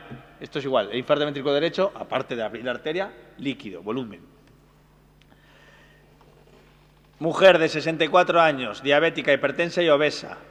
Dolor de 2 horas de evolución, 7,4 y tiene aumento de la presión venosa yugular durante la expiración, es decir, signo de Kussmaul, pulso paradójico. El pulso paradójico aparece en las enfermedades de corazón derecho, ¿vale? Y este electro que nos han puesto además hasta V6R, que yo no lo he visto en la vida, ¿vale? Elevación de toda la cara derecha, ¿vale? Afectación del ventrículo derecho. ¿Cuál de las siguientes es falso acerca del ventrículo derecho? Puede producir signo de Kussmaul, ya lo hemos visto en la pregunta anterior, es ese aumento de la presión venosa central con la expiración. ¿La elevación del ST en V4 es la presentación más frecuente? No, sería en V3, V4R. El tratamiento incluye volumen. Con la ecocardiografía podemos ver que el ventrículo derecho no tira, tiene disfunción, dilatación. El año pasado, 56 años fumador sin otros factores de riesgo cardiovascular que acude a urgencias por dolor torácico opresivo desde hace 4 horas, con un electrocardiograma inicial que muestra elevación del ST en 2,3 AVF de 2 milímetros. A su llegada, tensión arterial de 8,4, ingurgitación yugular. Hipotensión con presión venosa alta, infarto de ventrículo derecho. ¿Vale? Hipotensión con presión venosa alta. Mujer con antecedentes de cáncer de mama que llega con hipotensión, presión venosa alta, alternancia en el electro, eco porque está taponada. Paciente de 25 años que se ha pegado un piñazo con la moto, que llega con hipotensión, presión venosa alta y un pulmón no ventila, neumotoras a tensión. ¿Vale? Paciente, mujer fumadora y que toma anticonceptivos, que lleva 15 horas de vuelo, se baja y tiene disnea de inicio súbito, hipotensión, presión venosa alta, un tromboembolismo pulmonar. ¿Vale? Paciente que le trasplanto del corazón y tenía hipertensión pulmonar severa y entonces ese corazón no tira y hace un fallo derecho agudo, que tendrá hipotensión con presión venosa alta. Acordaos siempre de esa asociación, ¿vale? De hipotensión con presión venosa alta, fallo derecho. El infarto hay que abrir la arteria cuanto antes, ¿vale? 65 años, con dolor torácico opresivo de 30 minutos de duración y tiene elevación del ST en 2,3 AVF y descenso V1, V2, V3. ¿Qué es descenso V1, V2, V3? Infarto posterior también. ¿Qué no debe hacerse? 180 de ticagrelor como dosis de carga previa a la angioplastia primaria. Bueno, a día de hoy eso está bastante en dudas. Con la guía en la mano, a día de hoy no hay que dar carga del segundo antiagregante si vamos a hacer el cateterismo de manera urgente. Ya lo sabéis, ¿no? Tanto con el SIN como el CON, que lo hacemos igualmente, ¿no? Solicitar troponina de muy alta sensibilidad y esperar los resultados. No. Darle adiro, sí. Administrar oxígeno solo si tiene hipoxemia. Exacto. Acude a urgencias un paciente que comenzó con dolor torácico hace 10 minutos, estando comiendo en un restaurante cerca del hospital. El electrocardiograma muestra una elevación del ST de 2 milímetros en derivaciones precordiales de V1 o V4. ¿Cuál de las siguientes afirmaciones es correcta? Analítica de sangre con determinación de troponinas para determinar si es un infarto y activar así el cateterismo urgente. Sabemos que no. Dosis de carga aspirina lo antes posible. ¿El cateterismo ha de realizarse de forma urgente en menos de 2 horas, siendo la vía femoral la primera opción? No, la radial. Sospecharemos una lesión de la descendente anterior, ¿vale? Muy fácil, hay que aspirina. Es que muchos pacientes todavía siguen teniendo la idea de que si cuando tienen un dolor torácico o un infarto se toman nitroglicerina, se les cura, ¿no? He encontrado con mucha gente que dice, no, yo siempre llevo aquí una pastilla de nitroglicerina por si acaso. ¿Qué es lo primero que tienes que hacer si estás en un sitio y un paciente empieza con un dolor torácico que es como si fuera un infarto? ¿Qué es lo primero que tienes que hacer? Tú estás ahora mismo en la sala de espera para entrar al cine y alguien dice, ¿un médico? Y dices, venga, voy. Y de repente es un señor con un dolor torácico, opresivo, sudorando, con mucha sudoración, se encuentra mal. ¿Qué es lo primero que tienes que hacer? Llamar al 112. ¿vale? Para que vengan a monitorizarlo. Lo segundo, aspirina, ¿vale? ¿La aspirina? Es verdad que antes todo el mundo tenía aspirinas, pero ahora ya no se usan, ¿no? Bien, monitorizar, por supuesto, analgesia, si lo necesita, y oxígeno, solo si lo necesita. Esto es muy importante. ¿Por qué? Porque estoy harto de ver, y si antes hacía siempre, de paciente con infarto, pum, gafas de oxígeno. Se ha visto que si se pone oxígeno a un paciente que con buena saturación de oxígeno, va peor que si por radicales libres, que si... No está claro el motivo, pero se mueren más. Entonces hubo un estudio que valoraba poner oxígeno a todos o solo a los que tenían de saturación. Si pones oxígeno y no lo necesita, va peor, con lo cual solo hay que poner oxígeno si la saturación baja. Y luego vamos a abrir la arteria. ¿Cómo? Con angioplastia, lo más frecuente, la angioplastia primaria, cuando la primera intención curativa es hacer un cateterismo para abrir la arteria, y luego, o angioplastia después de fibrinolisis, porque esta ha fallado, le llamamos angioplastia de rescate, o porque esta ha sido eficaz, angioplastia postfibrinolisis.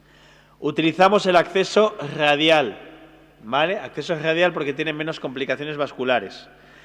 Actuamos sobre la arteria responsable en un primer tiempo. ¿Qué significa eso de arteria responsable? Yo hago un cateterismo y veo que está tapada la DA. Obviamente trato esa desde anterior, pero si tiene una enfermedad en la derecha, en ese momento no lo trato, pero antes del alta hay que hacer lo que llamamos enfermedad no culpable, ¿vale? Y hay que implantar stent, ¿de acuerdo? ¿La fibrinolisis qué es? La fibrinolisis es utilizar fármacos muy potentes que disuelven el trombo. Contraindicaciones para la fibrinolisis, siempre que nos indiquen algo de tipo sangrado, ¿vale? Hemorragia, un agente isquémico solo durante 6 meses, una cirugía 3 semanas, ¿vale? Y relativas. La idea es que es mejor una fibrinolisis precoz que una angioplastia tardía. 48 años, hipercolesterolemia y tabaquismo, dolor irradiado al cuello, náuseas y sudoración profusa. El dolor se había iniciado ascendiendo una montaña, por lo que le mandan al centro de salud, donde le hacen un electrocardiograma que muestra un infarto anterosertal. El hospital terciario más cercano se encuentra a 3 horas de distancia. ¿En cuál de las siguientes circunstancias descartaría una fibrinolisis? ¿Presencia de signos de insuficiencia cardíaca? No. ¿Una hemorragia craneal hace 10 años? ¿Un ictus isquémico hace 18 meses? ¿O tensión de 14? 9. Insuficiencia cardíaca no, la tensión 14-9 no. La duda es, ¿un ictus isquémico hace 18 meses o un sangrado cerebral? Sangrado cerebral en cualquier momento, ¿vale? Es lo más grave. ¿Por qué? Porque lo más grave de la fibrinolisis es el sangrado cerebral. ¿De acuerdo? A los 90 minutos de hacer la fibrinolisis vamos a evaluar si esta ha sido eficaz. ¿Cómo la evaluamos? Si el paciente se ha quedado asintomático y si la elevación que tenía del ST se ha normalizado en al menos un 50%.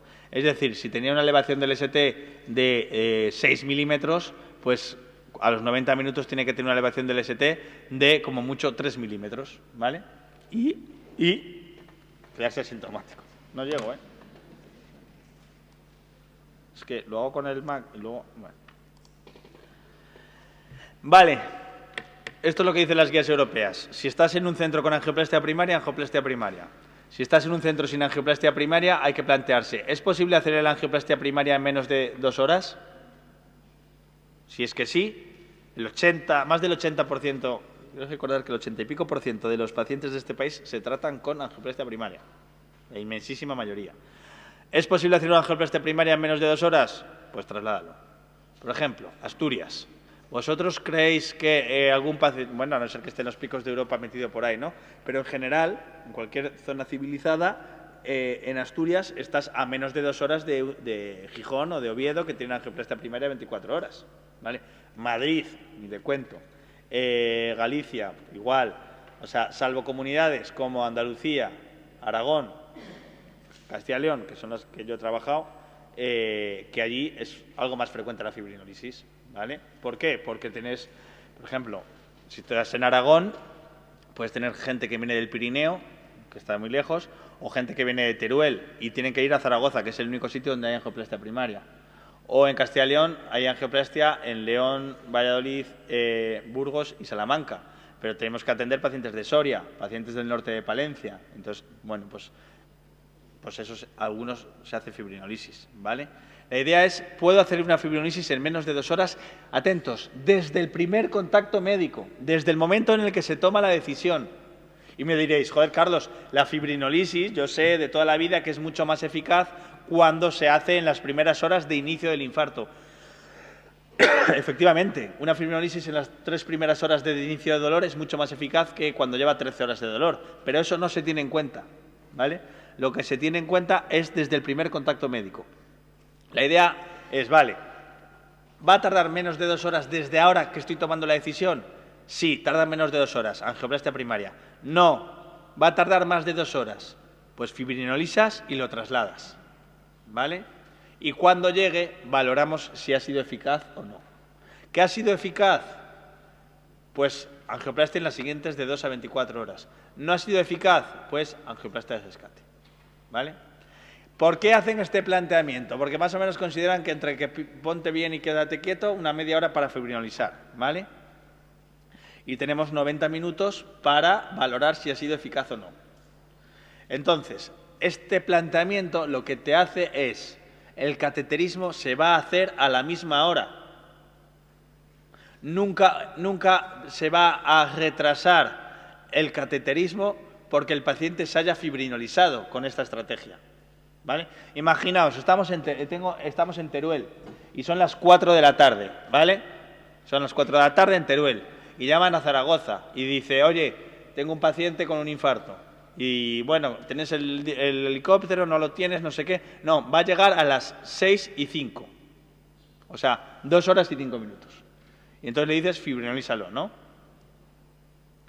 El paciente le vas a fibrinolizar. Se estima que se va a fibrinolizar en media hora, pues a las 4:30 más o menos. Y se está trasladando mientras se fibrinoliza. Y tienes otros 90 minutos para evaluar si ha sido eficaz o no. Para cuando llegue, 6 de la tarde, ya voy a ver si ha sido eficaz o no. Y si no ha sido eficaz, el cateterismo a qué hora se va a hacer, a las 6:05, a la misma hora que se haría una angioplastia primaria. ¿Lo entendéis, no? En cambio, lo que no sería de recibo es decir que yo tenga un infarto ahora, ¿vale? Y cogéis y digáis, vamos a fibrinolizarle. Me fibrinolizáis y me mandáis a Luca. Y me paso yo 80 minutos esperando a ver si la fibrinolisis ha sido eficaz o no, cuando me podrían estar haciendo el cateterismo. Por eso lo de los 120 minutos, ¿vale? Porque son los 90 para ver si ha sido eficaz y los 30 que consideran entre coge la vía, pone y pincha, ¿vale? Por eso son los 120 minutos, porque con esta estrategia ningún paciente se retrasa el hacer el cateterismo. Por eso es 120 desde el primer contacto médico. Mirad, hombre de 72 años con antecedentes de ictus, acude al servicio de urgencias de un hospital comarcal con dolor precordial intenso de 2 horas de evolución. Piel fría y sudorosa, tensión de 80 y tiene elevación marcada del ST de V1 a V6, 1 a VL. ¿Cuál de los siguientes es lo que haríamos con este paciente? Pues dice, antecedente de ictus, no me dice si es isquémico o hemorrágico. Ante la duda, lo consideramos que es hemorrágico, tampoco me dicen cuándo, con lo cual, angioplastia primaria, ¿vale? Vale, imaginaos que dentro de nada estáis vosotros con el busca de cardiología. Y entonces os llaman del hospital comarcal, ¿vale? Os llaman con el hospital de comarcal, tú lo coges y dices, sí, dime. Y dice, hola. Dice, mira, que soy residente de cardio. Cuéntame. Mira, te cuento, tengo un hombre de 72 años, sin antecedentes de ictus ni de nada, ¿vale? No tiene antecedentes de nada. Y dice, lleva un dolor torácico de 2 horas de evolución, lo tengo bastante chunguillo y está con un infarto. ¿Qué hago? Esto os va a pasar. Tenéis que decir, le fibrinolizas y le trasladas. Hombre, lo de fibrinolizarlo y dejarlo allí, ni de coña, ¿no? Eso está claro. Lo de estabilizarlo y ya si eso lo revascularizamos, tampoco, ¿no? Fondaparinus y aviciximab tampoco tiene sentido, ¿no? O sea, la duda seria es, ¿lo fibrinolizas y lo traes o lo traes y le hacemos una angioplastia primaria? Vosotros estáis con el busca y tenéis que tomar esa decisión con este paciente de 72 años. ¿Quién diría fibrinolízalo? ¿Quién diría, no, directamente angioplastia primaria? ¿Los demás qué diríais? Es decir, todos. Diría, oye, mira, es que soy nuevo en la ciudad. El comarcal, ¿a cuánto dices que está? ¿Vale? Pues es que, mira, tenemos aquí la ambulancia y va a llegar rápidamente. En 119 minutos está allí. Pues angioplastia primaria. Pues mira, es que la ambulancia está llegando, así que en 121 minutos antes no. Pues piroanálisis. ¿Vale? La información para eso es ¿a cuánto está el comarcal? 72 años, que acude al hospital por dolor torácico, 2 horas de evolución, 6,3 de tensión, no me dice nada, pues angioplastia. Ante la duda, si no me da ninguna opción y me dice nada, siempre la mejor opción y la primera opción es la angioplastia, claro. Luego, doble antiagregación y anticoagulación, ¿vale? Exactamente igual que el sin elevación del ST. Complicaciones, muerte súbita. ¿Cuál es la causa más frecuente de muerte súbita? El infarto. Es la causa más frecuente de muerte súbita, ¿vale? Por fibrilación ventricular primaria. Es esa fibrilación ventricular que acontece en el momento agudo del infarto, la cual tiene buen pronóstico una vez que sale de la FV y es la única causa de muerte súbita recuperada que no necesita el implante de un DAI. La única causa de muerte súbita recuperada que no necesita el implante de un DAI, ¿vale? ¿Sabéis cuál es la causa más frecuente? Bueno, ya hemos dicho, la causa más frecuente de muerte súbita es la FV por el infarto, ¿no? ¿Sabéis cuál es la primera causa de mortalidad extrahospitalaria por un infarto? La fibrilación ventricular. ¿Sabéis cuál es la primera causa de mortalidad intrahospitalaria por un infarto? La insuficiencia cardíaca, el shock. Y diréis, ¿qué pasa? ¿Que una vez que entras por la puerta del hospital ya no tienes arritmias? No, porque la clave es la monitorización. ¿Vale? ¿Por qué deja de morirse un paciente una vez que está en el hospital? Porque está monitorizado y con acceso a un desfibrilador. Esa es la clave, ¿vale? Monitorizado y con acceso a un desfibrilador. Entonces, si os pregunta la vecina del cuarto, oye, hijo, hija, si yo tengo un dolor torácico que parece que es un infarto, ¿qué hago? ¿Cojo un taxi y voy al hospital? ¿Le digo a mi hijo que me venga a buscar y me lleve al hospital? ¿O qué hago? Porque es que si llamo a una ambulancia tarda muchísimo. Yo creo que cojo un taxi y tarda mucho menos en llegar. ¿Qué os parece? ¿No? Dices, hombre, es verdad, tengo el coche aquí, abuela, yo te llevo. Cojo el coche y en un momento te llevo al hospital. O llamo a la ambulancia. ¿Qué creéis que es la recomendación que tenemos que dar a la población en general? Llamar a la ambulancia. ¿Por qué? Porque, primero, la ambulancia, en cuanto llegue, te va a monitorizar. Tiene un desfibrilador. O sea, ya te está asegurando que te sobrevives si tienes una FV, ¿vale? Y segundo, la ambulancia va a ir gestionando desde ya, activar el código infarto para que cuando llegue al hospital estemos preparados para ya actuar. Mucho mejor que llegar con tu propio coche, ¿de acuerdo? La fundamental es monitorizar cuanto antes y lo fundamental es que haya desfibriladores, porque es lo que ha demostrado que salvan vidas. Fijaos, debía ser Brugada, uno de estos, que debió dar una charla, hablando de muerte súbita y tal, debió dar una charla hablando de muerte súbita, ¿vale? Y entonces dijo algo así como, yo no estaba allí, pero me lo han contado, algo así como, bueno, la probabilidad de morir por un incendio, quemaos, es 0,00000001. En cambio, la probabilidad de que alguno de los asistentes tenga una muerte súbita era no sé cuánto. Sin embargo, decía él en la charla, dijo, mirad a vuestro alrededor y ved cuántos extintores hay. ¿Vale? Y efectivamente, y que no está mal que los haya, ¿vale? Pero bueno, tenemos en la manguera de incendios, extintor, pues yo estoy contando 3 de aquí, 4 y 4, 8 y la manguera de incendios, ¿no? Y decía él en su charla, ¿y cuántos desfibriladores hay? Y en ese sitio donde estaban no había ningún desfibrilador, ¿vale? Entonces le estaba indicando de la importancia que hay que haya desfibriladores semiautomáticos, que en teoría es obligatorio en aeropuertos, en vuelos, en polideportivos, en gimnasios, en centros donde hay mucha gente. Aquí lo tenemos, ya sabéis, en la puerta, ¿vale? Entonces, sin más, no sé para qué os cuento eso. Todos los pacientes con infarto tienen arritmias, todos, ¿vale? Algunas son extrasístoles, otras son de buen pronóstico, como las Rivas. ¿Os acordáis de las Rivas? El ritmo idioventricular acelerado. ¿vale? Bloqueos, sobre todo con el infarto inferior, son bloqueos que suelen tener buen pronóstico y que no necesitan habitualmente de un marcapasos posteriormente.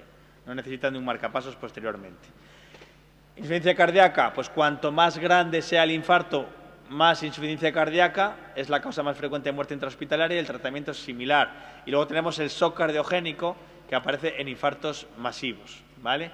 ¿Qué hacemos en un shock? Pues una angioplastia primaria y luego podemos hacer lo que se llama un manejo guiado por objetivos. Tenemos que tener 3 objetivos, ¿vale? Tener una tensión arterial media por encima de 70-80.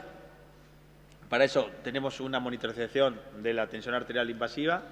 Tener una PCP, que es la presión capilar pulmonar o presión enclavada que vemos con un catéter de Swan-Ganz entre 18 y 20. Y tener un índice cardíaco de 2,2, ¿vale? Esto es el catéter de Swan-Ganz. Os lo ha explicado, yo creo que Abel en Neumos lo habrá explicado, el catéter de Swan-Ganz. ¿Sabéis qué? Pues yo no sé si era Swan o era Ganz, ¿vale? Porque esto sí que no es como Takotsubo, estos sí que eran 2 médicos o 2 científicos, que estaba de vacaciones con su familia.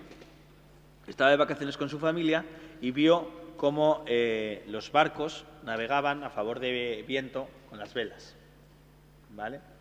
Entonces se le ocurrió, dice, bueno, pues si yo hincho un balón en un catéter a favor de la corriente, el catéter va a ir pasando por las diferentes partes del corazón hasta poder estimar la presión que hay en diferentes puntos del corazón, ¿vale?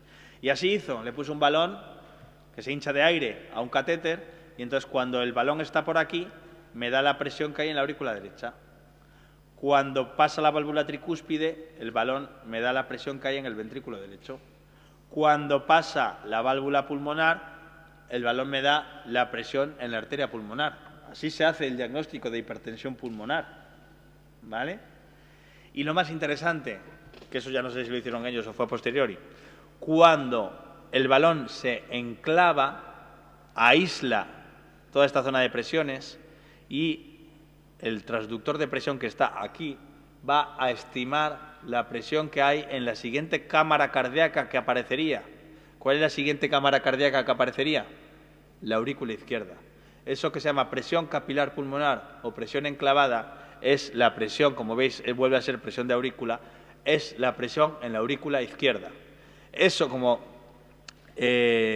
sabéis, me va a permitir distinguir entre la hipertensión pulmonar precapilar, cuando la PCP es normal, o postcapilar, que es de causa cardíaca, cuando la PCP está elevada, ¿vale?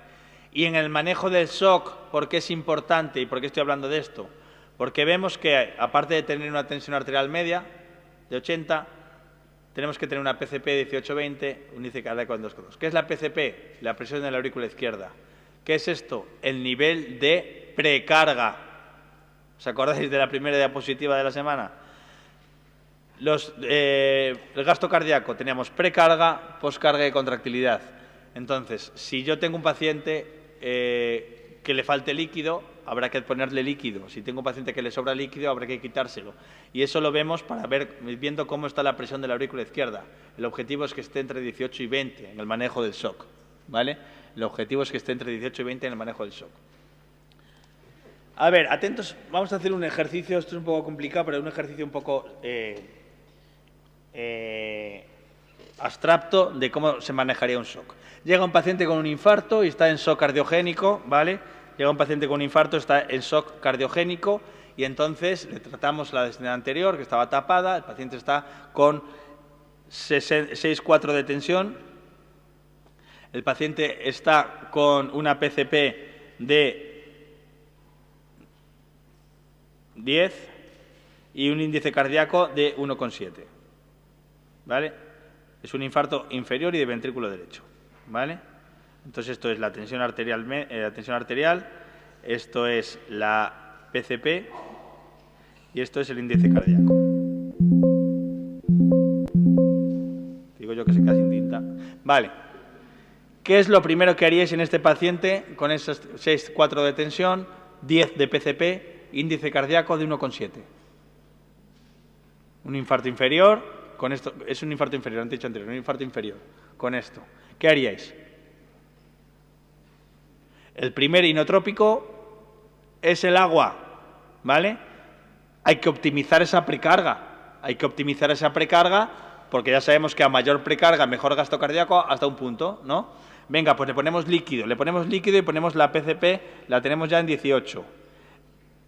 El índice cardíaco ha pasado a 2,0. 18, 2,0 y la tensión pues la ha subido un poco, pues estamos en 7,5. Todavía tenemos un índice cardíaco bajo y una tensión arterial baja también. Vale, ya hemos optimizado la precarga. ¿Cuál sería el siguiente paso en el manejo del shock cardiogénico? Bueno, pues hay que darle un poquito de vida a ese corazón, ¿no? Vamos a darle un fármaco como la dobutamina, ¿de acuerdo? Vamos a darle un fármaco como la dobutamina. Le ponemos, aquí ha sido líquido, aquí es dobutamina. Le ponemos dobutamina, vale, el índice cardíaco ya está en 2,3, la PCP le estamos metiendo líquido, etcétera, pues se mantiene igual, 18, 19, y la tensión ahora la tenemos en 65, 45. ¿Por qué? Porque la dobutamina es un inotrópico positivo, pero tiene también efecto vasodilatador periférico. Entonces es fácil que cuando iniciamos dobutamina nos pueda caer un poco más la tensión arterial. Entonces, vale, el índice cardíaco ya lo tengo bien, la precarga la tengo bien, pero todavía tengo la tensión baja. ¿Cómo aumento la tensión a este paciente? Pues con noradrenalina. ¿Vale? Y ya le pongo la tensión aquí en 9,7 o 9,6 o lo que sea, con 18, con 2,3. ¿Vale? ¿Entendéis? Así se maneja el shock cardiogénico. ¿De acuerdo? Que llega el paciente con infarto anterior y tiene una PCP de 35, ¿qué tendremos que poner? A ver, que no me estáis escuchando. Si tiene una PCP de 35, ¿qué tenemos que poner? PCP de 10, líquido. PCP de 35, diurético, porque estará ahogado, estará en el mago de pulmón. Si esto no es suficiente, pues balón de contrapulsación. ¿El balón de contrapulsación qué es?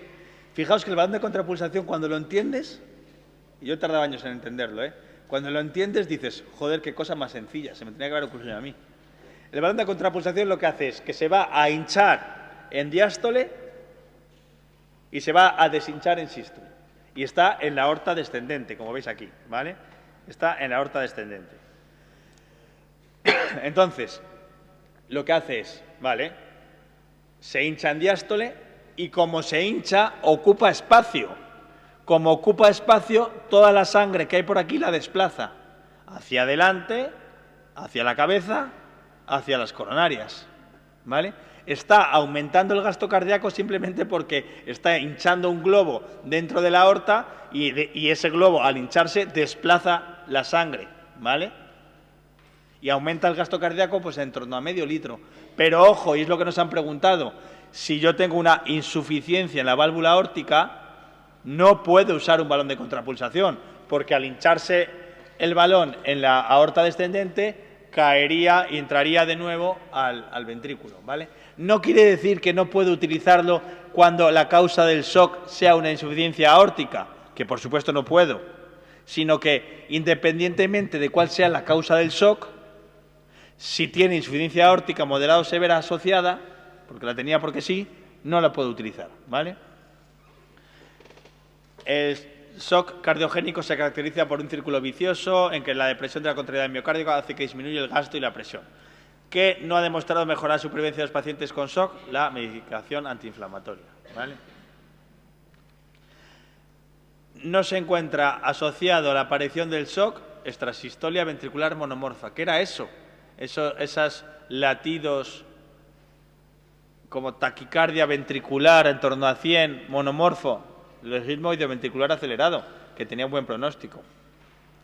Complicaciones mecánicas, la insuficiencia mitral, la rotura del septo o la rotura cardíaca, ¿vale? La insuficiencia mitral, lo que tenemos es que se ha roto el músculo papilar, soplo, de nueva aparición, después de un infarto, de mago de pulmón, diagnóstico con eco, cirugía. Rotura del septo, es que se ha roto el septo interventricular. Soplo, muy llamativo con frémito, a partir del segundo día del infarto, de mago de pulmón, cirugía. Y la rotura cardíaca es que tiene tan mala suerte que se rompe hacia afuera y toda la sangre sale hacia afuera. Cuando tienes una rotura cardíaca, ¿de qué se muere el paciente con rotura cardíaca? ¿De qué se muere el paciente que se le rompe el corazón? Y no me digáis de pena, como me dijeron un año. Taponado, toda la sangre sale fuera al pericardio y lo tapona. 62 años, soplo después de un infarto, o insuficiencia mitral, o comunicación interventricular. Coño, pero es que este tiene una prótesis, con lo cual en la prótesis los músculos papilares ya no los está usando. Comunicación interventricular. 87 años, soplo con frémito, o insuficiencia mitral, o comunicación interventricular. 70 años, que dice que tiene un infarto anterior, 4 días, presenta hipotensión, que le obliga a intubación y conexión a ventilación mecánica, soplo no presente previamente y ante la sospecha de complicación mecánica se hace eco que muestra desgame pericárdico. La mortalidad del tratamiento es del 20%, no. En caso de rotura de pared libre hay un salto oximétrico, no. Eso lo hay en la rotura del septo. En caso de rotura de pared libre no hay frémito, efectivamente. Las complicaciones suelen aparecer a partir del segundo día del infarto.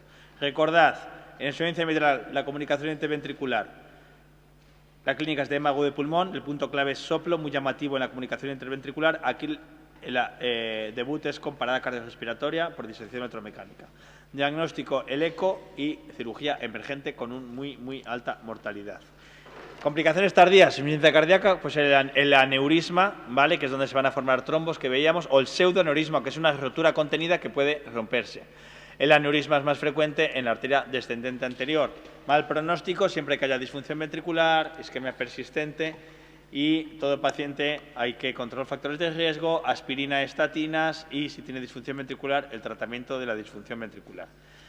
Paciente que ha tenido un infarto y que tiene 135-85 milímetros de mercurio y LDL de 100. Pues tenemos que intentar bajar de 130 a 80 la tensión arterial y sobre todo el LDL por debajo de 55. ¿Vale? Esto se basa sobre todo en la tensión en las guías americanas.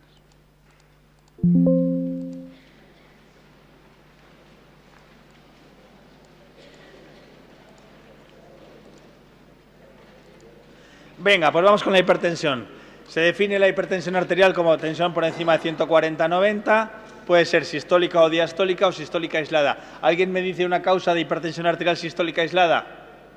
Sistólicas altas con diastólicas bajas, la insuficiencia aórtica, por ejemplo, ¿vale? Secundaria, renal, es la causa más frecuente, puede ser por un problema del parénquima o por una estenosis vascular, que es debido a aterosclerosis o a una displasia, que es especialmente en mujeres una enfermedad que afecta a las arterias del riñón, arterias carótidas, puede afectar a las arterias de todo el organismo, que es la displasia fibromuscular. Muy importante, cuando tenemos una estenosis bilateral de arterias renales, lo que tenemos es una respuesta llamativa a los IECAS. Le pongo tratamiento con IECAS y vemos cómo empeora de manera súbita la función renal. ¿Por qué tiene hipertensión arterial un paciente con estenosis bilateral de arterias renales? ¿Por qué tiene hipertensión arterial? Porque el riñón actúa de manera indiferente, sea cual sea la causa de que le llegue poca sangre. Está actuando igual que con la insuficiencia cardíaca. Él detecta que le llega poca sangre y activa sistemas renina, angiotensina, aldosterona, vasoconstricción, aumento de la volemia, ¿vale? La coartación de aorta, que es la causa más frecuente en niños, ¿vale? Lo estudiaréis la semana que viene. 18 años, clic de eyección y que tenga bajo pulso en las extremidades inferiores, la coartación de aorta. En la coartación de aorta tendremos tensión elevada en los brazos, tensión muy baja en las piernas, ¿de acuerdo? Secundaria, anticonceptivos orales, hiperfunción córtico-suprarrenal, como el hiperaldosteronismo, el hiperparatiroidismo, el hiper- o hipotiroidismo, la hiperplasia adrenal congénita. Neurógena también la hay, sección medular, porque hay un control neurológico de la vasoconstricción. Muy importante la preeclampsia, de etiología desconocida, pero muy importante el síndrome de apnea obstructiva del sueño. Se ha visto que es una causa muy frecuente de hipertensión arterial secundaria, en la que, entre otras cosas, vamos a ver que hay una elevación nocturna. Tengo un paciente de 55 años, obeso, dislipémico. Se le hace un mapa y tiene hipertensión arterial a pesar de 3 fármacos, objetivándose presiones nocturnas más elevadas que las diurnas. ¿Qué haríamos? Polisomnografía, ¿vale? Una causa muy importante de hipertensión arterial resistente y además y además con elevación nocturna es el SAOS. Vamos a hablar del SAOS. Hola Carlos, ¿qué tal? Bien. Claro, vamos a repasar ese concepto. Sabemos que las más frecuentes son las obstructivas, que tienen hipersomnia diurna, hipertensión arterial refractaria, se diagnostican por polisomnografía y se tratan con CPAP. Se deben a la caída del paladar blando, que ocluye el flujo aéreo, sobre todo por la noche, cuando estamos boca arriba y favorecido por fármacos sedantes o el uso de alcohol, así como la obesidad, síndrome de Pickwick u otras patologías como el Pierre-Robin.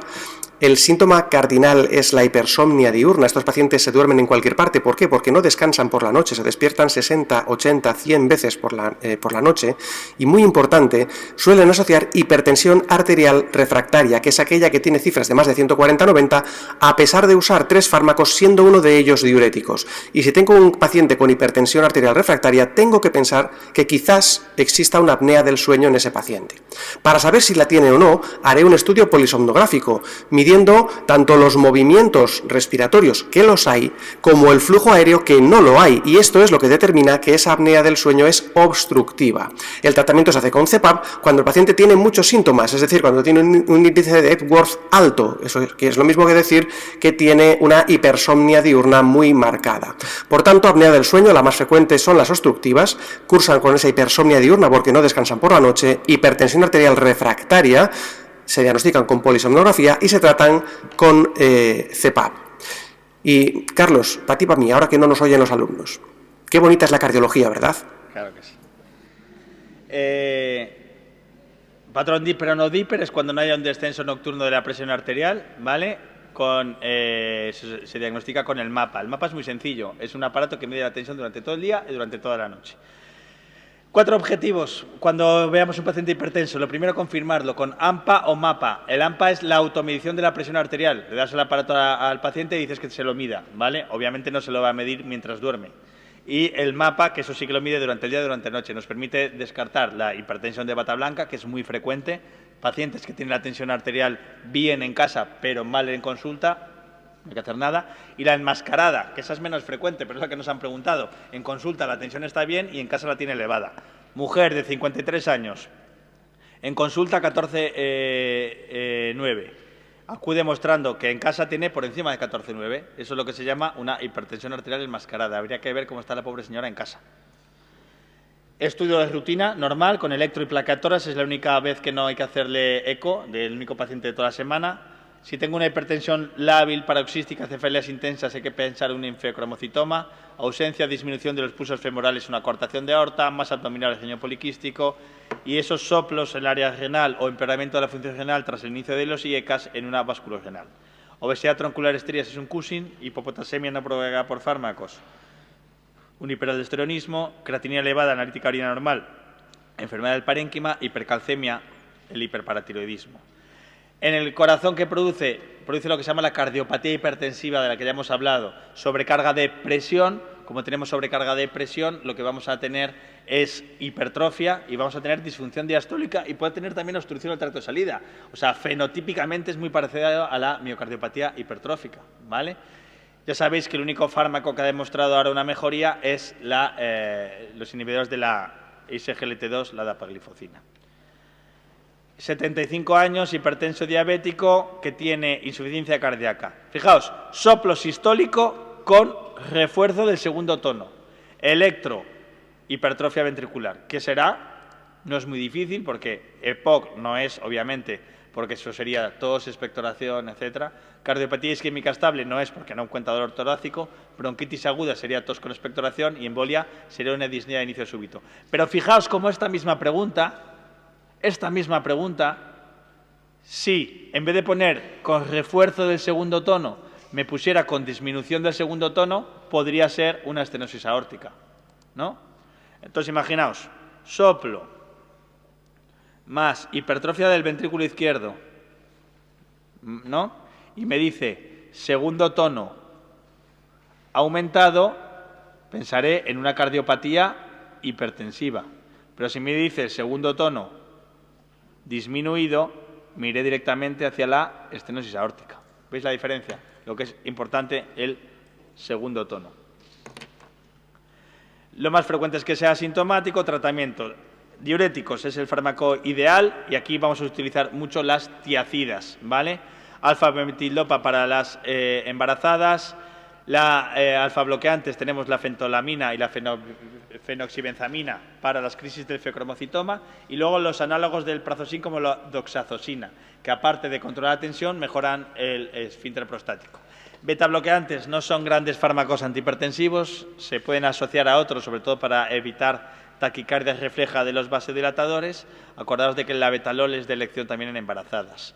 Hidralacina, minoxidil, que eso se utiliza para otras cosas, glicerina, nitroprusiato, que son los más utilizados de manera intravenosa en situaciones de crisis hipertensivas. Los más utilizados también, IECAS y ARA2, porque inhiben la generación de la angiotensina, que ya sabéis que es vasoconstrictor y hace que no se degrade la bradykinina. Está indicado en todos los casos, salvo la hipertensión por estenosis bilateral de arterias renales.